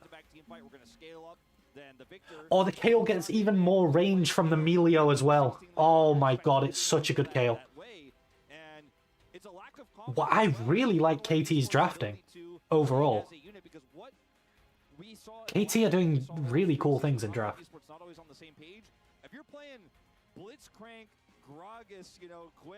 Wow, KT! Yeah, I favor KT here. I think this could be a 2-0. Is this live? The game is not live. If it was live, I would get banned for this. This happened a few hours ago. Hi, Tom. Seems like a lot of Harmalife esports are not allowed to do stuff. Like they're gonna press. After this got locked live, LS said Keen called up Nemesis for runes. Really? Oops. Accidentally paused it. And then no one's gonna take. Well, one person not gonna take any damage, but it's a lot of single target CC. Wow, KT's drafting is so nice. The only thing I don't like in this draft is the Aphelios. And even then, it's not as bad as Hanwha-Life's Aphelios was. Like, it's an okay Aphelios. This is where KT loses and then never plays Kayle again. I mean, if they lose with Kayle in this game, they're probably never going to win with it. But I think this is a really good Kayle game, so...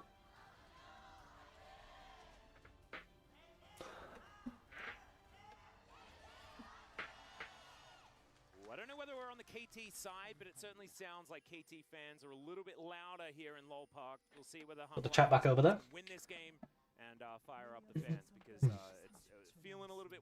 Once again, Hanwha-Life are on a massive clock. I like that they're looking for something level 1. Like, it ends up not working, but I think these are the sort of things that they need to go for. They really need to go for these sort of things early game. They need to get going. Because KT are going to take over the later the game goes. Now we've got Fleet on Kayle. I think PTA is generally the most picked thing. It does the most damage. Lethal Tempo would give her even more range with the Melio. But Fleet gives her the easiest time in lane.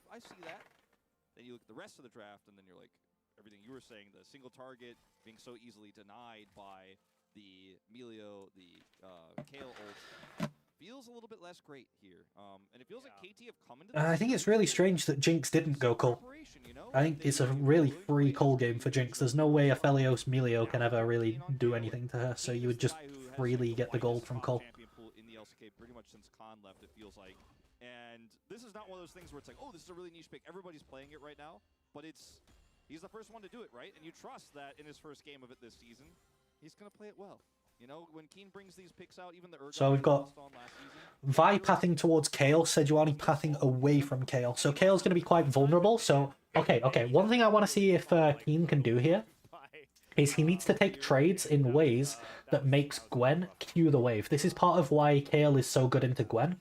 Not only does she like hard outscale her and win the side lane later, but... Ooh, that was really close. I had to stop my thought process. I was like clenched for that hook. I was like, is it going to hit? Oh, so close. Oh, aiming kind of just walks into that. It's a bit of a waste of both summoners, I think. I don't think Ignite or Ghost really changed anything. Oh my god, BDD is bodying Zeka. Yeah, I did see him bodying him with Annie in game 1. And Annie built Leandri Rylai's, and I was really happy about that. Bobek. But yeah, so what Kale can do in the Gwen matchup is she can make sure that she's standing on her creeps whenever Gwen goes for a trade, and that will push the wave into Kale, because Gwen can't trade without using Q, and Q does so much damage to the wave. So Kale can keep collecting waves by making Gwen Q her. It's like the way that she can break freezes as well. She can walk up and start, once she's level 6, she can start ranged auto-attacking the Gwen. If Gwen tries to go in, she'll hit the wave, it will bounce back into Kale. Okay, I like this from Cuz. This does, obviously it gives him the camp. He should be fine. He should just get out here. I don't think King can kill him. It gives him the camp, but it also covers Kale. So because Sedge is still topside, Vi can't look for a dive or anything onto the Kale. I don't think she would be able to, because Keen played lane so well, he's still full health. And hasn't even used a potion. But in theory, it's pretty good. And now, Cuz is just going to go into his bot side. I was thinking, oh, Zeka's got no mana. No, he does have mana. I was thinking Zeka and Clid might try to move into bot side, but I guess they don't have prio in bot. They don't have to push in bot, so Cuz should just be able to get his bot side. That's a nice trade from Zeka. I think BDD's fine. He's just going to base TP. He's going to be a flash WE. He's got E in 3 seconds. Okay. Falling behind a little bit as far as the jungle is concerned. Cuz kind of running it at the moment. We'll see whether that is going to change, though. Of course, Clid can really change some of these earlier fights if he does get to that level 6. Emilio is insanely impressive, as this is, of course, when we saw this about a year ago when Kale suddenly became meta again in 2022. Yep. And was meta for like 2 weeks, and then that was the end of that. But, yeah, Emilio is super impressive in lane, so the Blitzcrank needs to hit hooks in order to have any sort of presence there. And, you know, we did see some aggression in the level 2. Not a great deal happening there. But now it's just bottom side. Deleting my comment because I'm a moron, don't read that. Message retracted. What did you say? You know, the sustain of the Gragas has really helped turn this lane around for Zeka. Looked very disastrous in the early levels. Yep. Currently should be A-okay here, as he does have the sustain advantage. Straight into the Berserker Greaves on Kale. I really like that. The movement speed helps you with spacing a lot, and once you get level 6, you can do a lot with spacing as Kale. Here on the top side, King just trying to do some laning stuff, but King having a pretty good time. Spoiled the outcome of this game by talking about one of the players. Oh, okay. Yeah, so this wave's going to come into Keen now, so now he can just chill, and then off this wave he'll get level 6, and then he's really chilling. Keen's playing well, I like it. Oh, that's not great from Keen. He didn't have to walk up. Oh, good flash from Keen. Yeah, he didn't have to walk up at all. The wave's coming to him, so it's kind of bad from Keen to actually walk. He could just wait for the wave. How have I been doing? I'm doing alright. Doing pretty good. I just hit Masters, so I've been not streaming and focusing on playing quite a lot. I hit Masters and now back to streaming. HLE going to return back to the lane here. Later, call by for Viper. Find himself about 20 CS behind there, but already has his Noon Clipper set up, so he is sitting pretty here in this lane. And despite, you know, a lot of lane control and early prio, it hasn't really been getting any sort of early game advantages here with this Milio in terms of plate damage. BDD is playing so aggressively. I love watching this matchup, actually. It's one of the ones we started to see towards the end of spring season. Yeah, a lot of biffo. This was something, okay, a bit of a pullback there from BDD, but it looks I love how it looks like so much happens in this mid lane, but nothing happens, because they both have such ridiculous, like... I don't know why Kasante's HP regen is so high. Ooh, he buffed the Gragas ult. Oh, he missed! He missed the Q flash! Oh, BDD, no! Oh, BDD. Welcome to the party. Lehens is here, he's in position. Warm hugs on offer, but I don't know whether they necessarily want to do it. He's baited forward. The permafrost is Klitsch should die. They managed to get the kill onto the It's 3 for 1. Lehens gonna get knocked up down to 200 health. The flash forward from Zeka. My favorite champ to climb. It depends on role. The barrel finishes him off. See you later. Depends on role. KT Rolster got hard baited. If all you want to do is climb, for top lane, Olaf, for jungle, Kha'Zix, for mid lane, a little bit of prio. He's great at these types of skirmishes, but nothing really I'm not sure. with it. Want to Clid here, able to flash over the wall. And I don't know. I don't know if there is one outlier in mid lane. For support, it's Milio, and for AD carry, double down here on trying to kill Clid and Zeka. And unfortunately, this ends up being a fantastic exchange here for Hanwha Life Esports, even with Clid's Q missing. I think Xayah is very good in solo queue. I do. I play top. My favorite champ to climb in top lane, I would say just pick Olaf. Campfire and warm hugs that you really want as good old Milio. So yeah, Lehens just getting into a little bit of a rough situation, but KT still with a little bit. It's of really control broken in of solo this queue. map for the moment, as now Life's going to move on in. I say that, but now Cuz could be in trouble, but no. Cuz is, as usual, looking for things that he doesn't really need to look for. While outscaling. It's probably the biggest downside of KT, is that when they draft a scaling comp like this, they try to be too active. Oh yeah, Annie is probably the best mid laner to pick. Keen's fine here. Kingen is definitely dead. Clid, no flash. Clid is also dead, I think. Can Zeka get here in time? No, he can't. Yeah. Okay. Gragas has R him into the cask. Not quite, but he R's him towards himself. Nah, he's fine. Oh! Viper! Viper! Oh! He hits it! He hits those! Ah, he's the GOAT. He's the best ADC of all time. That's actually deft, but I think Viper might be the best ADC in the world at the minute.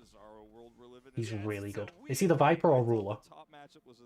The mid matchup was mid, not top, as we're seeing Gragas versus Kasante up here in the top lane, and the Observer's about to do the thing where they like grab it and drag it up. As now Kingen's going in mid, of course, to catch this wave and push this one out, but now Zeka, you know, we were like, ooh, Zeka's Gragas, not so good, but yeah, he's looked pretty good here. Yeah, looking pretty good, and kind of being the benefactor of a lot of over. Again, KT being very active in now. I can't speak. I'm stuttering. Understandably, they're being active here to try and break the freeze in top lane for Keen. Because that wave was going to slow push into Gwen and then freeze outside his turret. And that's not a situation you want to be in as KL against Vi. So there is a good reason for them to be active there. And Zeka just can choose when he wants to kill him. At least he gets that CS, you know, before he goes down. Hey, that's true. That's those sorts of things. Oh, BDD. It's okay. It's okay. Been a bit of a roughie for the mid laner here. Sometimes you get hit with a rocket from downtown. The rocket did go over a lot of different vision, which is why I kind of thought the BDD was going to be able to avoid it, but he was dealing with the Gragas there, and he had 300 health, so you can give him some benefit of the doubt, I believe. Yeah, when I saw it on the minimap, the angle looked like it was just not gonna be anywhere close, and then he stayed under turret and wanted to catch those minions, and then didn't see it, and no one communicated to him. So, Alright, Dragon. If KT get on the Dragon, I think they can fight it, but I don't think they should. I think they can, but I don't think they should. Wait. Oh, he's going Wit's End, right? Yeah, Wit's End is really good into Kale. Really good into Gragas Blitz as well. I was wondering what Keen was building with the Hearthbound axe. I was like, is he going Trinity? Surely not, but no, it is Wit's End. I hope it's Wit's End anyway. Some things around that have a very scary name but don't actually do much. And here we go! Finally! My first Cloud Soul of the season. It took us our first Player-wise, I think this is a much better game for Hanwha Life because their highest... The thing that KT struggle to deal with most is the Jinx. So it's like the opposite of last game where they had Viper on a champion that has very low agency. Now they have Viper on a champion that has really, really high agency. And Viper being their best player, I think that's much better for them.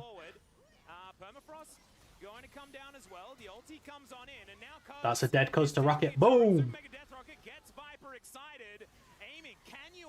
Turn this into a good scenario? The answer is yes, okay. At least for now, as he threw out an ult to a dead Blitzcrank. That's how much he wanted Life to die. Keen builds some questionable items this game. Does he? It's interesting. Down, and that is going to spell the end of the aggression. 1-for-1. Almost disastrous here for KT, but as you say, it ends up being a 1-for-1. The build, I would assume, right, the build that I would build would be Wit's End, Nash's Tooth, Riftmaker. You could maybe go Zhonya's because they have a Vi. I think that's perfectly reasonable. And then like a Death Cap. Those items. The first two should definitely be Wit's End and Nash's. Is Jinx really a high agency champion, or is it just in the context of Aphelios not being able to play last game? It's the context of Aphelios was playing into Ezreal, Annie, Malphite, Yuumi. Like, he could never hit anyone. Okay, Keen! Whereas this game, Jinx is playing against Aphelios, who can never hit her. Kayle, who can own... Kale's like the only person who can really hit her. Like, Cassante shouldn't really be able to get to her. Sedge can, like, try and get her with an ult somehow. Emilio's never going to interact with Jinx. Pretty sure it's the LCK that we're casting here, but it feels like I'm watching LPL from and she has a lot of peel. Almost a kill with Gragas. And a lot of these kills have just been overextensions on both sides. Both these teams getting caught with their hand in the cookie jar. A little bit of limit testing. One could say limit testing here, as Life is on a control ward. Cuz going to be able to take some Shellfish and then wander his way out. And I wonder whether we'll get to some normalcy, you know? I kind of feel like, you know, we need that guy from And Now for Something Completely Different by Monty Python. Yeah. It says it's getting a bit too silly. Right, there's the Wit's End. So Kale's on a really good power spike right now, level 11 with Wit's End. She actually smashes Gwen 1v1 now. When Gwen goes base and gets Riftmaker, it becomes less of a smash. But right at this moment, it's a smash. So Gwen's gonna get the hell out of there. Can she not afford Riftmaker? Oh no, she can't afford the Riftmaker. That's rough. Kale would ever get first blood in a pro game, but it's really about the time and the experience. So King calls us out. Blitz good flash.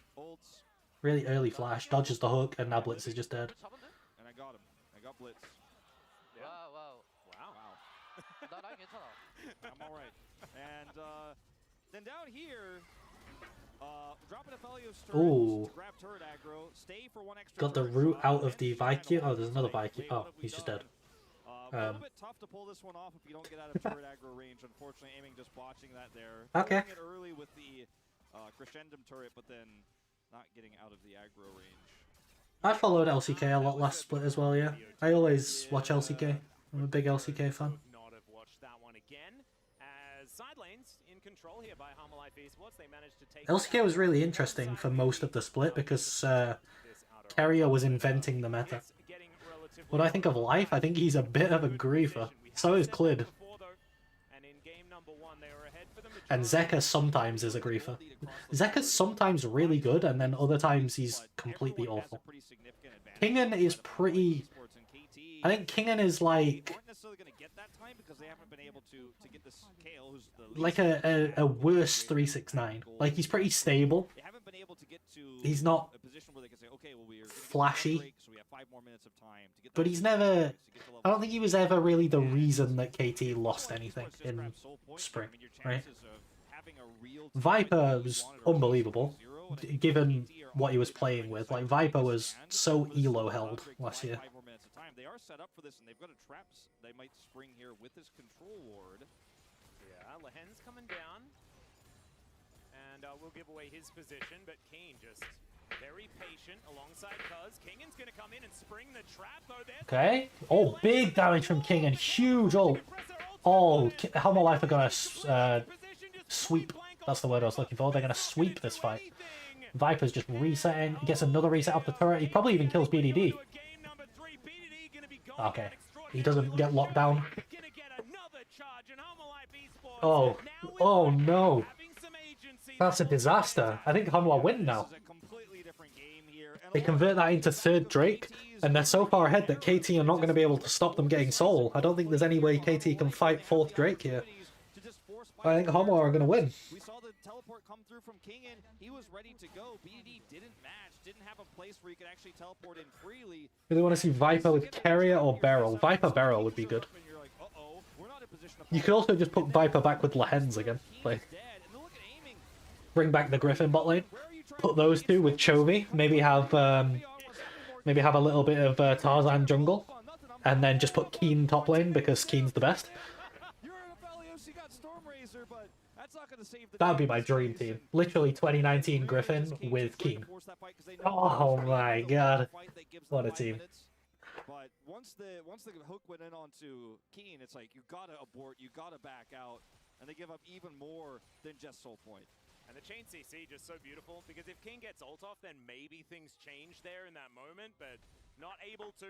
The power of the Blitzcrank on full display. And 3-0 here for Zeka. I think he ended the last game 4-0-1.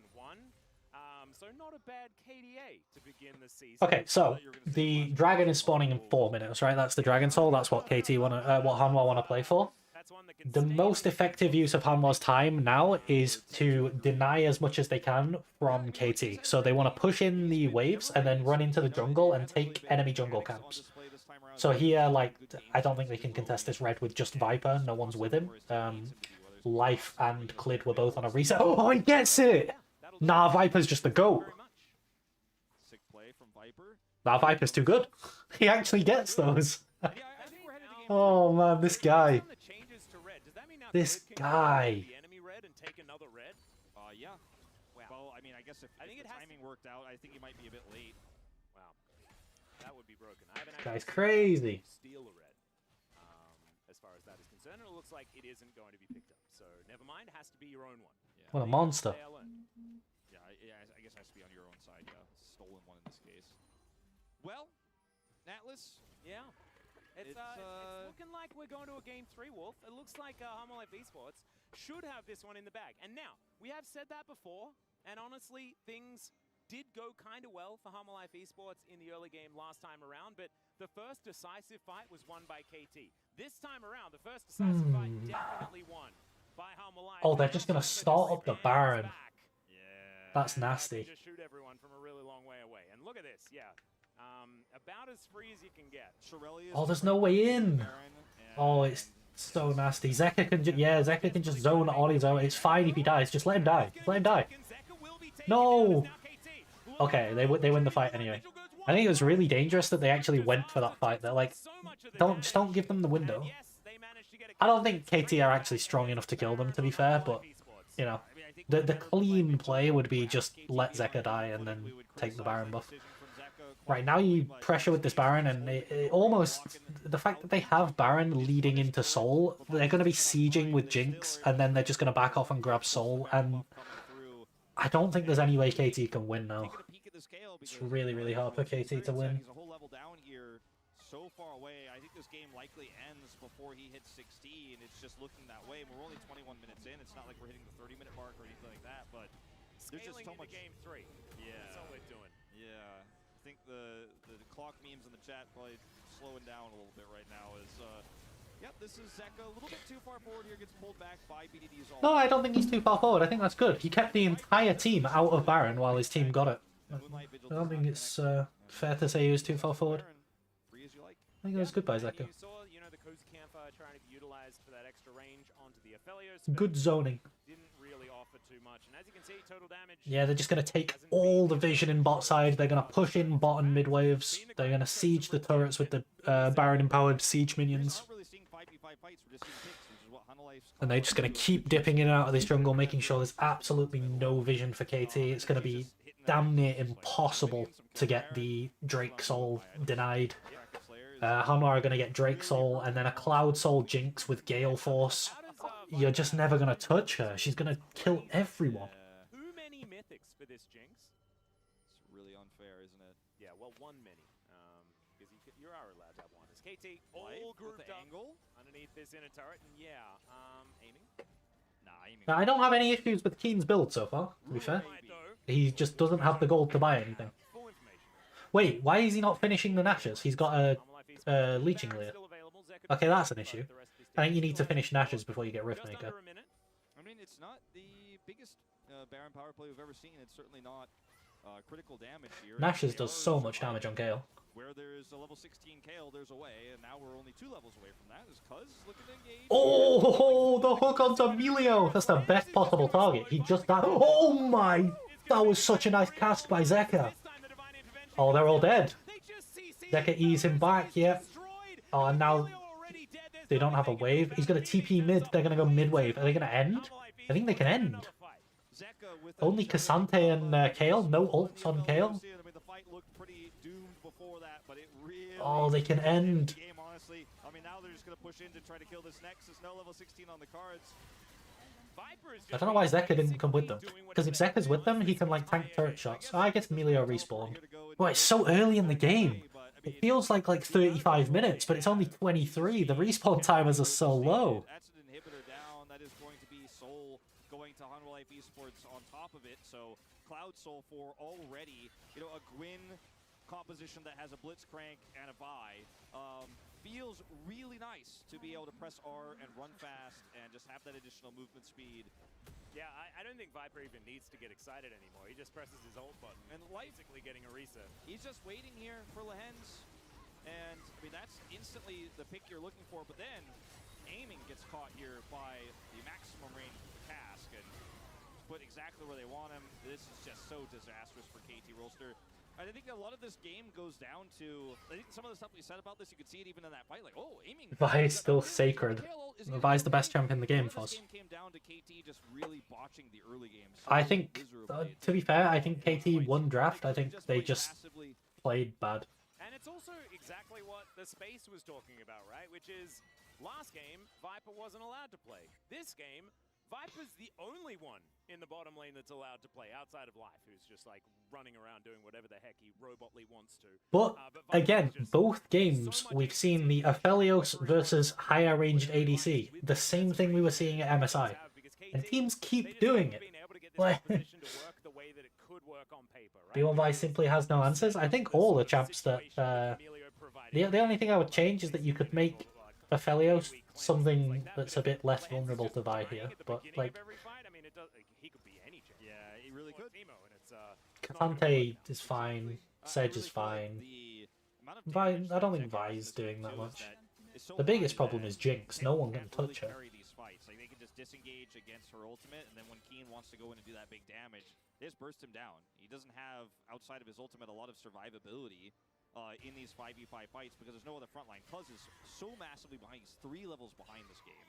Like, he is not a frontline. He's not a tank. He is just a ult bot. Like, he's like, I ulted, and hopefully there's something happening. I can permafrost somebody, and I'm dead.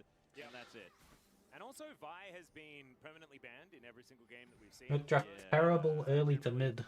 Every single time, and it was Clid's best champion last season.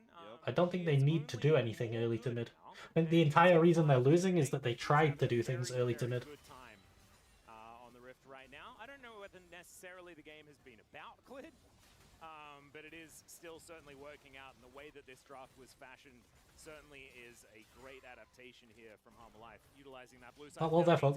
Going for it, Cuz gonna get picked off though, and aiming just throws an ultimate to Narnia. Another great cast. Oh, that's Baron. Cast to oblivion.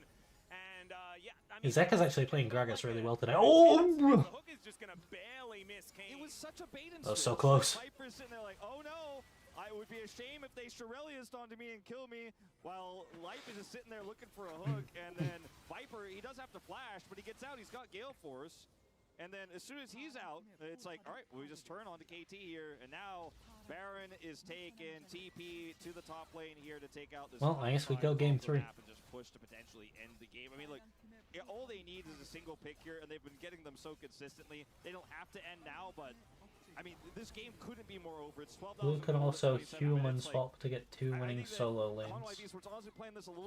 I don't think Gragas is that good into Kale, but it's better than Gwen, and then I guess the chase on the Viper here with the Gwen is a winning matchup into Cassante, but it's a good target, right? not because of lane phase. But I guess they could do that. I don't know if you'd want to, though. How can you play against Vi Blitz early with this? I said that the ult went to Narnia. At least it did get a flash out from Viper, but really the smallest part. I mean, they weren't really doing much. This game, minus this one time where he was under pressure for like half a second. Yeah, well, there was that time where pressure was being considered, but didn't actually ever come to fruition here. KT have been on the back foot. A 4,000 gold lead for Clit alone in the jungle matchup. Like, the only people Vi can really ult is bot lane.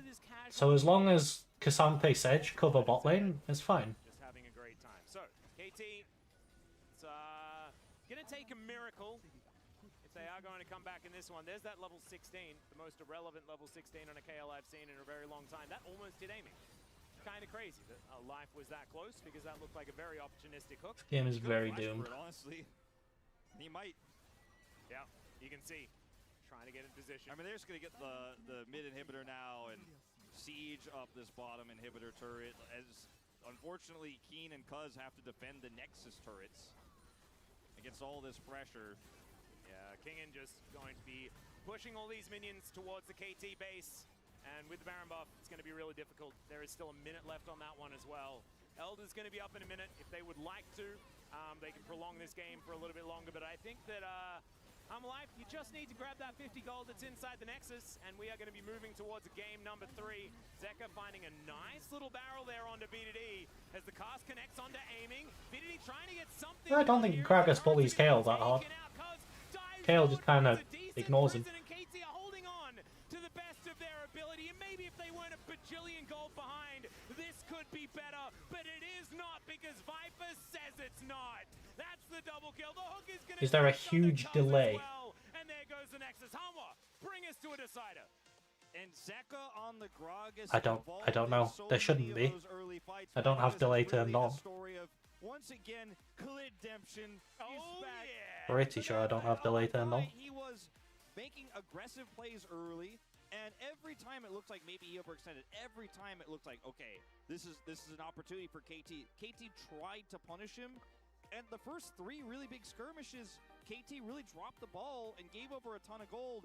And yes, they traded a few times after that. We did see the kill from Keen on the top side.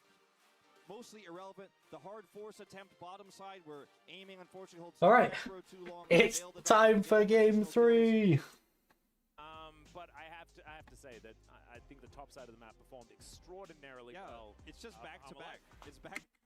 In game edition. Now Here we go. We got KT on blue again. The draft will be similar to what it was in game 1, but interesting to see what Hanwha Life Esports does on their red side this time. Okay, banning the Zeri. I thought perhaps we'd see the Yuumi ban instead here. That one's going to be taken off the board first. Will we see Nico to follow? That's the expectation. Oh yeah, mentioning there's a game 3 kind of does spoil game 2 a little bit. Because they had such a good answer for it last time around. Well, they just banned Vi on 1, I guess. Just pick up a bottom lane that's very happy to run that Blitzcrank. So again, Hanwha banning Zeri on red. I think the Vi Maokai bans do kind of signal that they want Zeri. Like, they're both point and click lockdown champs into the Zeri. On the Hanwha Life Esports side, as Lucian was their final ban on blue blue side in They have to. She one. has no It becomes counters. the question too now of does Hanwha Esports have a good answer? 60 to plus the seconds Ezreal delay. pick, the Ezreal Yumi, That's because weird. KT could just fall back to that here, even though it's What, from like when you're sending a message to when I reply to it, or? really internationally. Lucian's gone, Milio's It's open, something that Kasante's KT open, started Gragas to, is open, play around, and they played to the win conditions very well with that pick. Will be the Wukong ban, so Nico's not. you know, Kasante is still up, the Yumi still up, Yeah, Yumi and Milio. Milio as well. Available. Yeah, and I'm more afraid of what Life can do with Milio than I am based on how KT has been playing today of what Lehens can do with it. And especially when you consider Blitzcrank is still up. I think this Please is don't be one of Helios. Oh my god, it's so bad. no matter what, the Yumi's now off the table. Did they not watch game 1 or game 2? Felios has kind of been picked apart every time it's been picked.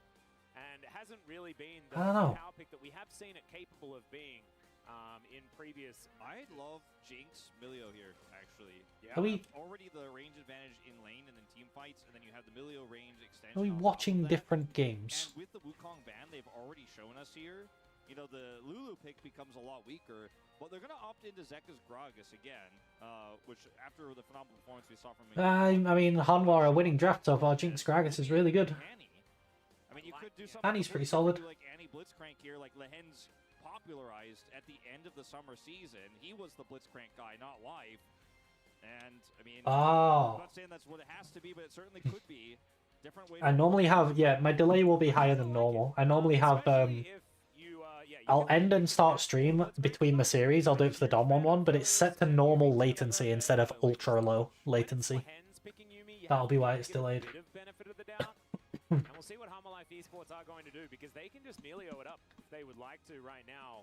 I think As Zillion one is is so ruined his face. insanely broken now. See what it is going to be. as far as There's the 40 score. seconds you've counted. I like it a lot. I think Zillion is so crazy That is just into Aphelios Yumi. Yeah, by the way, can You buy just E him. It's like, and then you E your Jinx, and you ult your Jinx when Annie kills her, and it's like, okay. Zillion would be nuts. Milio's okay. Milio's fine. So, unlike esports, get the opportunity to respond here with a pretty free set of Milio's champions. Now, okay. picks like the Kasante is still relevant here. Not as good as Zillion, though. For KT, the question becomes, does this comp become a scaling Yumi? Right, well, I Approach think comp, or the does it become a pick comp with best Annie, right? I mean, fourth pick takeaway now, is... focus is getting a little bit narrowed here as KT, and it makes you wonder if Keen's just going to be on tank. What is the duty, best fourth and we're pick gonna have a front-to-back comp because for Red? that in itself is problematic against already decent peel and engage with that Milio pick and the Jinx we've already talked about. Right? Yeah. Hanwha Life Esports definitely in the driver's seat of the rest of this draft right now. Gragas can go jungle, so you have a lot of And options. like BDD can't get on top of Life, then a Flash Tibbers is not as dangerous as it can be. Just given the fact that you can alleviate so much. Maybe of you that, go- with Milio's ultimate. Yeah. So Maybe you go Viego again and then counter pick top. available that wasn't existent in game number 1 for Hummer Life Esports. As going to be banned away here. Final ban for Hummer Life Esports. Up and available. Jax sort of standing. Kha'Zix isn't bad here either. I think Kha'Zix is... Oh no, Kha'Zix is terrible. They have Yumi. Don't listen to me. Don't pick Kha'Zix into Yumi. Kasante? Yeah, Kasante's okay as well. There are a few other picks you wouldn't want to play into it, like Jax can struggle into the Gnar. That's banned away now. I think you knew that was coming. It's either Kasante or Viego, I think. There's really not a whole lot KT can do to dictate this draft anymore. They're already behind. As now the Ornn is banned, and Hanwha Life Esports like, cool, we can pick Sion. I mean, as kind of an alternate option of a front to back here. The Viego is going to be picked away here now, so the Annie Viego pick potential is also now weakened. I really like the Viego pick away. Oh, I think they are going Viego. And then Cool. something for Keen that he feels comfortable on. Yeah, would have and been then a decent rotation, but Cuz, what do you have for us? Of course, knows counter the pick Viego top on 5. inside and out. He's a fantastic Viego player, as we saw in game number 1, but we've been seeing for years now. Is what it feels like. If it's just Sejuani here, I'm really concerned. You know, I'm not a huge fan of it. BDD's been playing a ton of Yasuo and solo queue, so I'd love to see it, but J4 where? where's the Annie go in that case? What, for blue? Yeah, All right, so cycling through everything. I mean, Scion is the only one of these picks that were just hovered that makes any sense. If we had locked in Jace, I'd be like, all right, we don't even need to see the rest of this draft. Into Scion. Because his pick, if it's just the Sejuani here, you have a really disjointed, weaker version of what Hanwha Life Esports have put together here. I want to see something better. Yeah, and the counter pick for Kingen, that could just be Gragas, of course. Like, Gragas into Scion is something that you're very happy to do. Is there a mid that's better than countering top? Early, Volibear? going to come down for Cuz. Is Jax is banned? Okay, I would be okay. less surprised, as of course, Cuz, both of them have been Volibear players in the past. Aatrox isn't bad here. Yeah, Cassante is fine. Cassante is like the most standard. It's just good. I think you could go Aatrox here as well. You're going to be pretty comfortable going for that one, but the Volibear Oh, he's doing it! Oh my god! Oh no! Oh, oh, I thought I'd called it. Wait, but like every time I say something, it's getting hovered. But he can also, with his dash, actually avoid Volibear's stun. But not even just because it's Kingen, just because Aatrox is really, really good in style, and none of their champions have any dashes. Like, Aatrox is unbelievable into dashless champions. So I think Aatrox would unironically be really good here. Cassante's fine. That doesn't have an engage support on him, it's just a Yuumi. It's really just asking for Jinx to get resets, and it feels like I'm watching a different version of what happened to the LCK at MSI.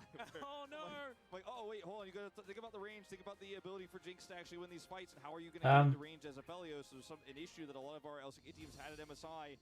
Why Volibear? Try to solve in this draft. I think I like the Volibear more than the Sejuani. Oh, okay. No, you can't. I was thinking you could Scion BDS dive level 1, but you can't, because Aphelios Yuumi will never be able to push the wave against Jinx. Milio. Next series has more interesting picks. It better do, because it's fucking down one. Those guys are... Oh, does Showmaker whip out the mid-Jin? Showmaker's been playing so much mid-Jin. And he's playing it to enable, like, Karthus, Lilia, Evelyn, like, these things for Canyon. Oh, I hope they go, like, Karthus or Evelyn plus mid-Jin or something. Oh, that'd be so cool. We'll have to see.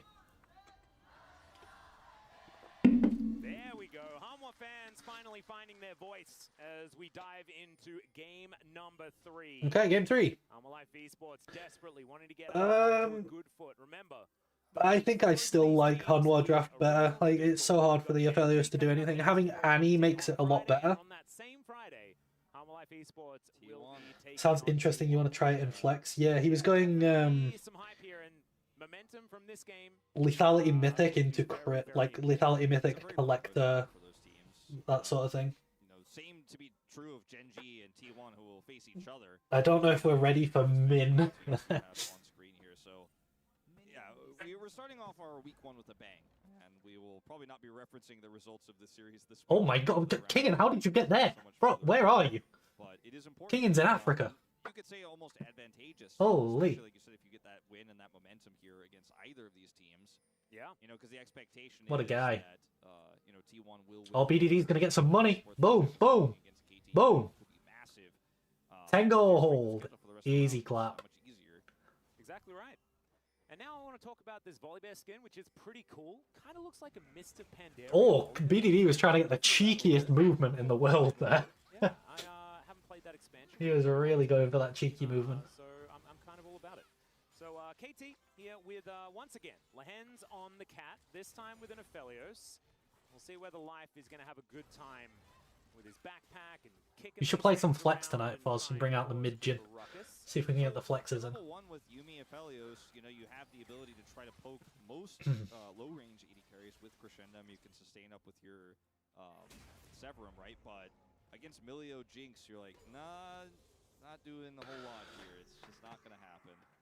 So the initial level here, as you can see, is going to be... Yeah, I'm not entirely sure where Volibear is going to look to gank. Like, none of these lanes look particularly gankable. First strike gold BD can pick up into the Gragas because it's really easy Oh, I should move chat again, shouldn't I? If Zeka has to use his body slam or his Q to Back up. waves to last hit, So, like, then it becomes a lot easier for the Annie to start stacking up money. And the start of the laning phase for Game 2 for BD was fantastic. Obviously, Game 1 completely gapped Zeka, so that's the one shining light I look at just in the neutral for this draft in terms of the laning phase and what advantages KT could pick up. I'm like, okay, let's see what BDD gets done. Yeah. I want to put a little bit of faith on this guy.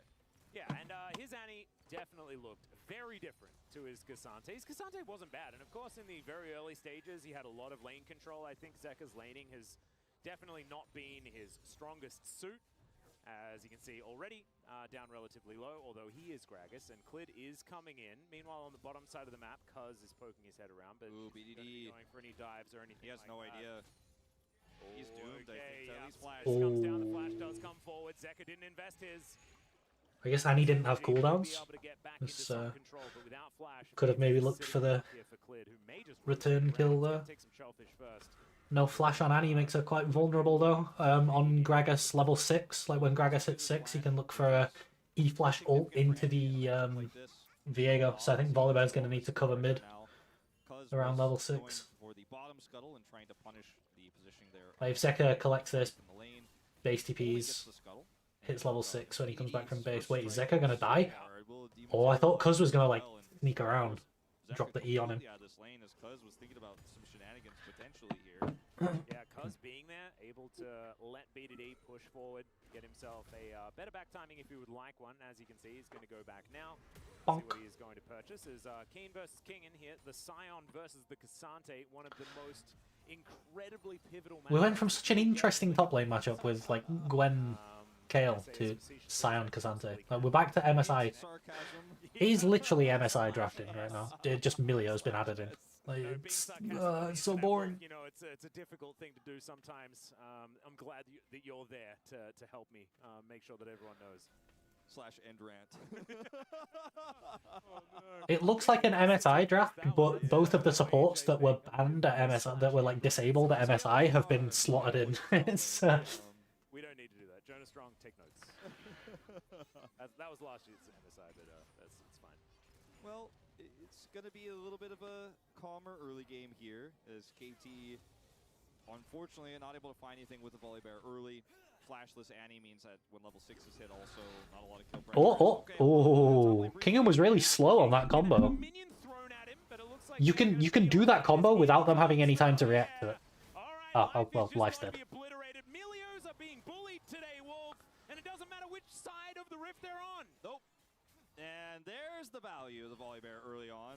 It's good for KT that they're getting things early and that Keen didn't get solo killed there. I think KT do need to snowball this. Is going to end up losing out on this Drake as a result. So really nice gank timing here from Cuz. Oh, to the guy who was asking about top lane champs for climbing, by the way, I think Sion's unbelievably broken as well. You could just pick Sion, that's fine. In the early game, and both of these players, Clid, like you mentioned in the draft, one that did a little bit more often, especially in his time at Gen G, but often playing it when it's not really meta. It's kind of leaking back in the meta. We saw it in Challengers yesterday, but it's a pick that has a lot of early game agency, a lot of punish power. So watching, you know, how far up Viper and Life are here with no vision in this tri-brush, and Viper just trying to get some, you know, additional damage done. What does Volibear fix, though? Stunned, Chompers to no avail. That's the end of him. Yep, grabbing him value there pretty high as well. Yeah. From aiming, utilizing the guns very, very nicely. So, some Aphelios play looking pretty strong here on the KT side. And so far, you know, we know that Milio is pretty strong. We haven't seen evidence of it just yet. I'm hoping that Life does find an avenue to get some of that later on in this game. And of course, the Milio value is about giving Jinx, who already has disgusting range, even more disgusting range. Early game pressure? I don't think Volibear's early game pressure is that much better than Sejuani's. Like that gank he did, if he's Sejuani there, they die as well. It doesn't change anything. And it's going to be fine. It's some tempo in the lane. It is going to, of course, be some first strike gold BDD picks up. You see this a lot, especially when you don't have flash. You're like, yeah, just toss this one out. Not going to commit any further, any harder here for a kill. Okay, we're moving up here with Cuz, and there's going to be able to get plates here. I mean, Cuz wants to push them away. Now, staying around too long against Zeka, who does have that cast, could be a big problem. As when the white gun is ready, Aphelios Holy, that's so much damage with the Kershey shard on the Certainly, because of course the extra damage that they got the back Calirum is shot. man, Biddy is just setting his Zeka? And Zeka is really struggling to cope with it. Yeah, as finally times out. BDD can kill him with EQW. Yeah, he had to EOA there. Stun back there, but throws out yet another ulti. Okay, final chapter going to come down. That gets the Okay, flash from Life. Life is getting caught by everything in the world right now. He was dead, and so therefore is able to save himself here. I mean, he didn't get the plate earlier. We had the cutaway, but now with this tempo ult coming out, or 2 tempo ults, that is to say, he should be able to secure it at least here. As Viper and Life getting level 6 very soon. Life very low, as the Calirum shots here from aiming have been so good, and yeah, just going to be able to guarantee that plate in about half of another one here. As Viper Aiming is playing very well this game. Yeah, and I think the other 2 games have been aiming, and now it's hitting. Definitely doing Nice, well, Atlas. especially in this laning phase. And this is the first time that we've really Atlas seen is so KT good. having some He's control of this oh, game. aiming -1, Misses a camera. -1. It's just what happens when you leave the camera on them for too long. They get nervous and they miss cannons. As Cuz going to be starting off on this Rift Herald. is a bit bold here, considering how much resources you just committed bottom side of the map. Oh, Jinx is moving? Aphelios is moving. We're having a 5v5 over Herald. I just think this is a bridge too far. I think Aphelios could just go bot and take turret, but like, he's gonna get here and do nothing, right? Oh no, the Herald reset. Okay, if the Herald didn't reset and it actually got taken, now Aphelios is gonna do something. Not too worried about it though, as the exhaust does come down, and in the end it's Zeka that takes the most punishment still. Body slam. Right, so we've got 5 people top. I mean, it's worse for Hanwha because they're gonna bleed bot wave to the turret. And in the end, yeah, summoner spell. And now it's gonna bounce back into KT. Who's gonna go and get it? Because Keen can't TP for it. I guess BDD could TP for it, and then they put Keen mid. No, Keen's just gonna base and walk, but he's not gonna get there in time because Zeka's gonna push this in. They were very split up in that fight. By the time aiming on the Hens get there, then you remember LS having an aneurysm here? What, over the 5 versus 5 Herald drop every wave in the universe gameplay? I'm not surprised. It's so odd. It just doesn't need to happen. Like, what did Viper and aiming going there actually change? Slower response here for the side of HLE. Zeka manages to get the cannon on camera as well. Absolutely amazingly done as Keen explodes, and we'll be able to collect all of that farm. You can see Kingen, yeah, does have that slight advantage. KT just going to move on down and take this Rift Herald that everyone was fighting so aggressively over, and then they just move in and take it for free. Yeah, it's just, I mean, this is the power of denying a Rift Herald like this, and then your enemy AD carry goes back. They can't be scapegoated if their team loses the fight. It's the solo queue mentality. I love it. Sante's going to have to now come up here top side and deal with this. And I've got Prio, and I've got the Rift Herald, and you guys can't even contest. Who's outscaling here? I think Hanwha Life are outscaling because of the Jinx Aphelios dynamic. But it's not as cut and dry as the past couple of games where there was like clearly an outscaling draft. Like game one and game 2, KT were just clearly outscaling. But here it's like kind of close. Aphelios at least has targets to hit this game. He has Cassante, he has Gragas, he has Viego. He is that kind of guy on this volley bear. Of course, you know, the Lord of Thunder. So not too worried about zapping. Kingen also just left alone. Kingen proxying again. Top side. It's the Cassante. HLE going to come down towards his bottom lane, try and grab these last couple of plates for aiming. I mean, I feel like in a lot of ways, Hanwha Life Esports getting a little out macroed here, as Kingen will get some plate gold on the top side of the map. Yeah, Hanwha Life actually lost out more from the 5v5 Herald thing than KT did. Like, they lost an extra wave compared to KT. Marginally prefer red, but with nameplates you like blue. That's fair enough. That is just going to be the Drake secured. Lahens soaks up a Super Mega Death Rocket, is now teleport. Going to be used to get back towards this top outer turret. Keen, I would like red so much more if they had Aatrox. Like, I know Cassante is broken, but it's such a good Aatrox game. No one can live an Aatrox combo. Like, no one can get out of his W. No one can dodge his Qs easily. It's one of the few times that I actually really like Aatrox. And it obliterates Sion in lane. It's such a stomp matchup, instead of this like handshaky thing that we're seeing here. look at all of the money that he and Lehens are going to pick up here. And First brick and plate? yeah, Man. like when you consider how much of this money is going exactly... Don't mind the Cassante, I think the Viego is really awkward. The Viego would be better with an Aatrox as well, because there's more damage going out to give Viego resets. But the point of the Viego is that you have poke coming out from Jinx from outside of range. You have like Gragas casks if Gragas builds full AP from high range that are chunking people down. And then Viego can reset. It's kind of like what KT did in game 1, but way less good. Like the Ezreal Annie does so much more than the Jinx Gragas. Gragas jungle, keep Cassante, and pick a new solo laner is way better. You could do Gragas jungle, Cassante mid, Aatrox top. Yeah, exactly. And look at this. I mean, we're nearing 2,000 gold here. The advantage for aiming. Almost 2,000. All right, I mean, that's the whole gold lead. And then I guess there is like a little bit of bias on Aatrox that it's kinging, and Aatrox is just his best champ by quite a long way. All right, where are we really getting advantages here as Hanwha Life? I mean, he literally has a skin for it, right? So no, that's not happening either. So it's like Zeka or Akali Silas. They're just, HLE in the early game. you see this player, you want them on these champs. I mean, it's not like the Volibear pick is the real big MVP. It did help get the Aphelios ahead, but you're not allowed to do double camps at once. Riot said that's not allowed. He just did it on TV. He did it. That's what happens. You just disobey the rules, you know. He's from the throne of the four winds. Lehens again with the font of Life Echoes of Helia Yumi. Really nice. I like it. The Venn diagram of Cuz just has Cuz, okay? There is no actual Venn diagram, it is all Cuz. Maybe if Life goes... You can join the circles. What's that thing called?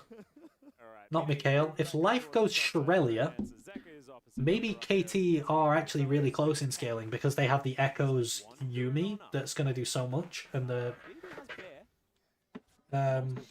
Shrelia doesn't really add that much other than the move speed. Like it was rock tibbers, and now we've got actual like secondary bear tibbers. He just knows. What is he building? Knows that, like, is he going straight Ardent Sensor? His ultimate, the timings of which he's using it for tempo.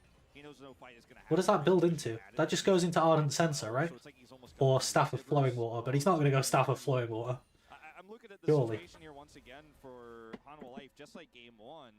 And it's not impossible to win this one, but they don't have enough map control right now here early, and we do have questions about how this team fighting is going to work. The Yumi pick was the one that was very concerning to me. Like, is this really going to get a big edge for Aim? So we've got Drake in 124, both top laners have TP, so I think they're going to keep... Oh, the top laners are bot though, but both mid laners have TP, so it doesn't matter really which lane assignment they use. The main thing is that it's going to be a 5v5 for this Drake. It's KT getting their third Drake, putting them in Soul Point. There's no way Hanwha Life are going to let them do that. Even though Hanwha Life are slightly up. King, you're not in the bush, you donut. Do I want the answer? No, we'll wait and see. It won't be too much longer, right? It'll probably be just after this Drake fight. He'll get his first item. How much gold has Life wasted on control wards? Like, how does he not have an item? The item he's building, if it is Ardent Sensor, is 2,100 gold. How can you not have that? It's definitely better than what we've seen from him in the past. I'd have to rewatch the VOD and see how many pink wards Life bought this game. Well, like, he's running around with 2 pink wards in his inventory. What's he doing? So that's quite nice for him to pick that one up. Yep, that's something. Yeah, I keep saying what you're about to type. The delay. You're getting delay gapped. Like, why has he got 2 control wards in his inventory? What's the point of that? He also, there's one on the map as well that's probably his.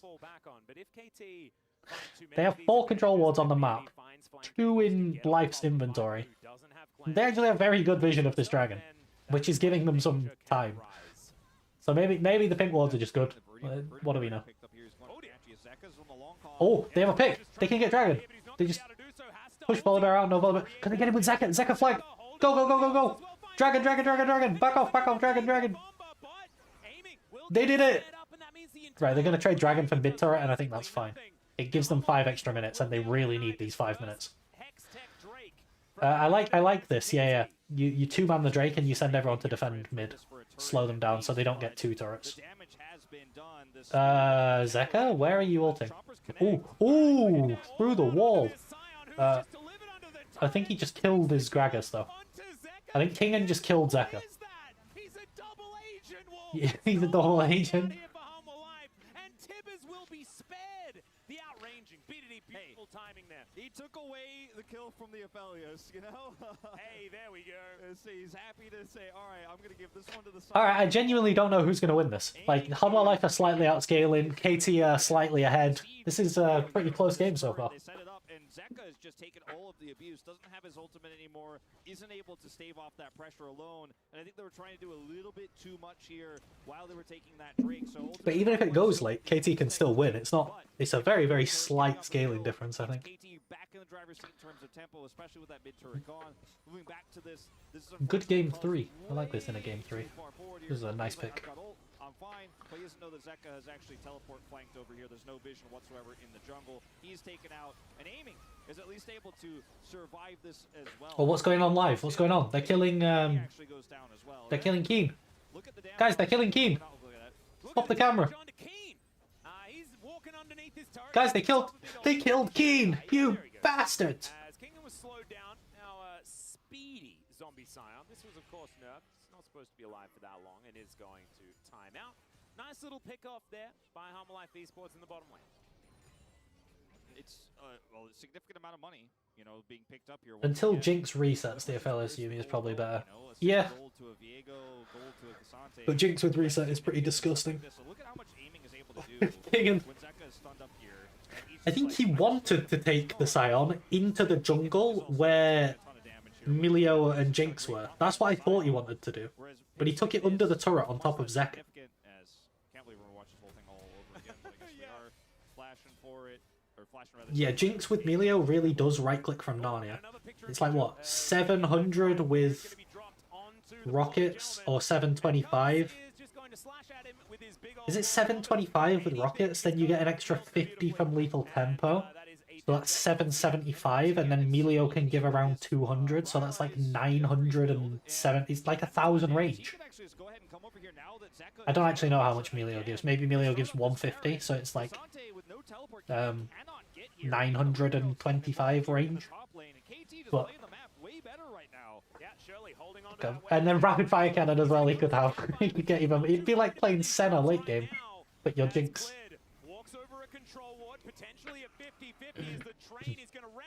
Can Clid get it? Can Clid get it? They're nuking him down. Oh, he's alive! He's alive! Oh, he's dead. That was so close. Yeah, I know Milio is capped. I just don't know what the cap is as well. Okay, I think KT win now. It's kind of like last game where they get the Baron and then they're just too far ahead for the team that's scaling better to come back, because they're just going to break mid now, and then they're going to base, I think, and send their laners to side lanes to collect the waves, and then they're going to pressure those waves. They're going to get bot side vision, and they're going to collect Drake when that comes up, because they're still going to have the Baron buff. They might even get a side lane T2 turret, but by pushing in the waves, they're going to deny jungle camps, they're going to deny vision. It's going to make getting into this dragon really hard. It's basically going to guarantee them the third dragon and put them on soul point. And then from that point, I think they're just going to have such a gold lead that they will get the soul, inevitably. But we'll have to see. Great drift here, you mentioned, from the Scion all the way around, and Clid's just like, hopefully they keep hitting the Drake. No, KT learned! Okay, they dealt with Willer last season. They learned. They stopped hitting the Baron. Chom. Oh my god, life is just one shot. Actually the best, but teams not to 50-50. How many times are we going to see life just die? Like, Exactly what Cuz has been screaming this entire series, because he did go Ardent Sensor. he goes forward. They are money on the rift. I don't hate it. For better or for worse. And this is It's good on Viego and Jinx. Zeka's constantly getting picked. They're never able to take a real Yeah, I don't hate it. team fight. So the Milio effect, the range effect here for Viper just hasn't been relevant. But Lehens has an Ardent Sensor as well. He has an Ardent Sensor and an Echoes of Helia. Notice how Life has 2 control wards in his inventory, by the way. After this game, we're going to go through and we're going to see how many control wards each support buys. and so now the siege is on Look at the shields. Yeah, no, this is ridiculous. To be fair, Life does have more vision score than Lehens, so he must be the better player, right? He's going to have a Bloodthirster soon for all of that extra damage while you're above 80% health. And when you have 90% shields, you're probably most often going to have... Oh, Viper's build is so good as well. Sometimes you don't, you just hit a few jungle camps and then you come back and you're like, okay, I'm back. Cracking into IE.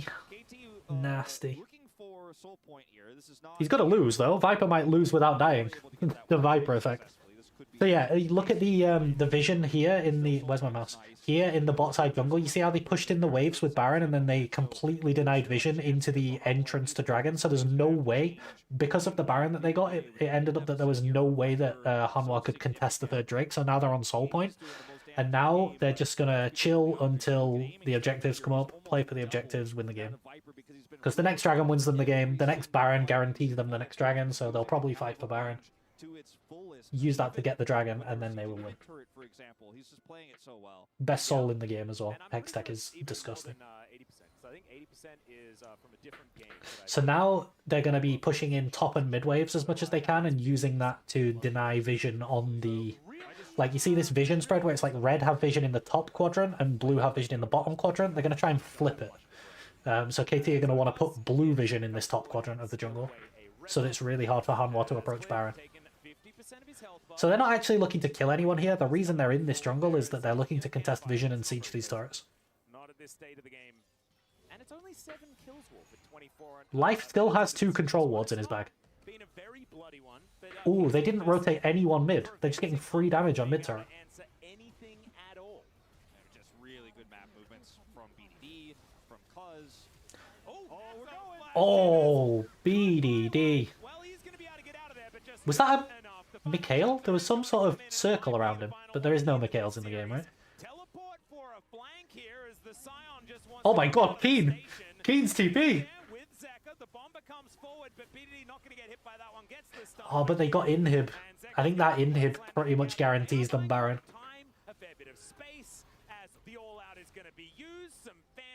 I think you just let him run away, right? There's no point chasing him. You may as well just go and get topside vision.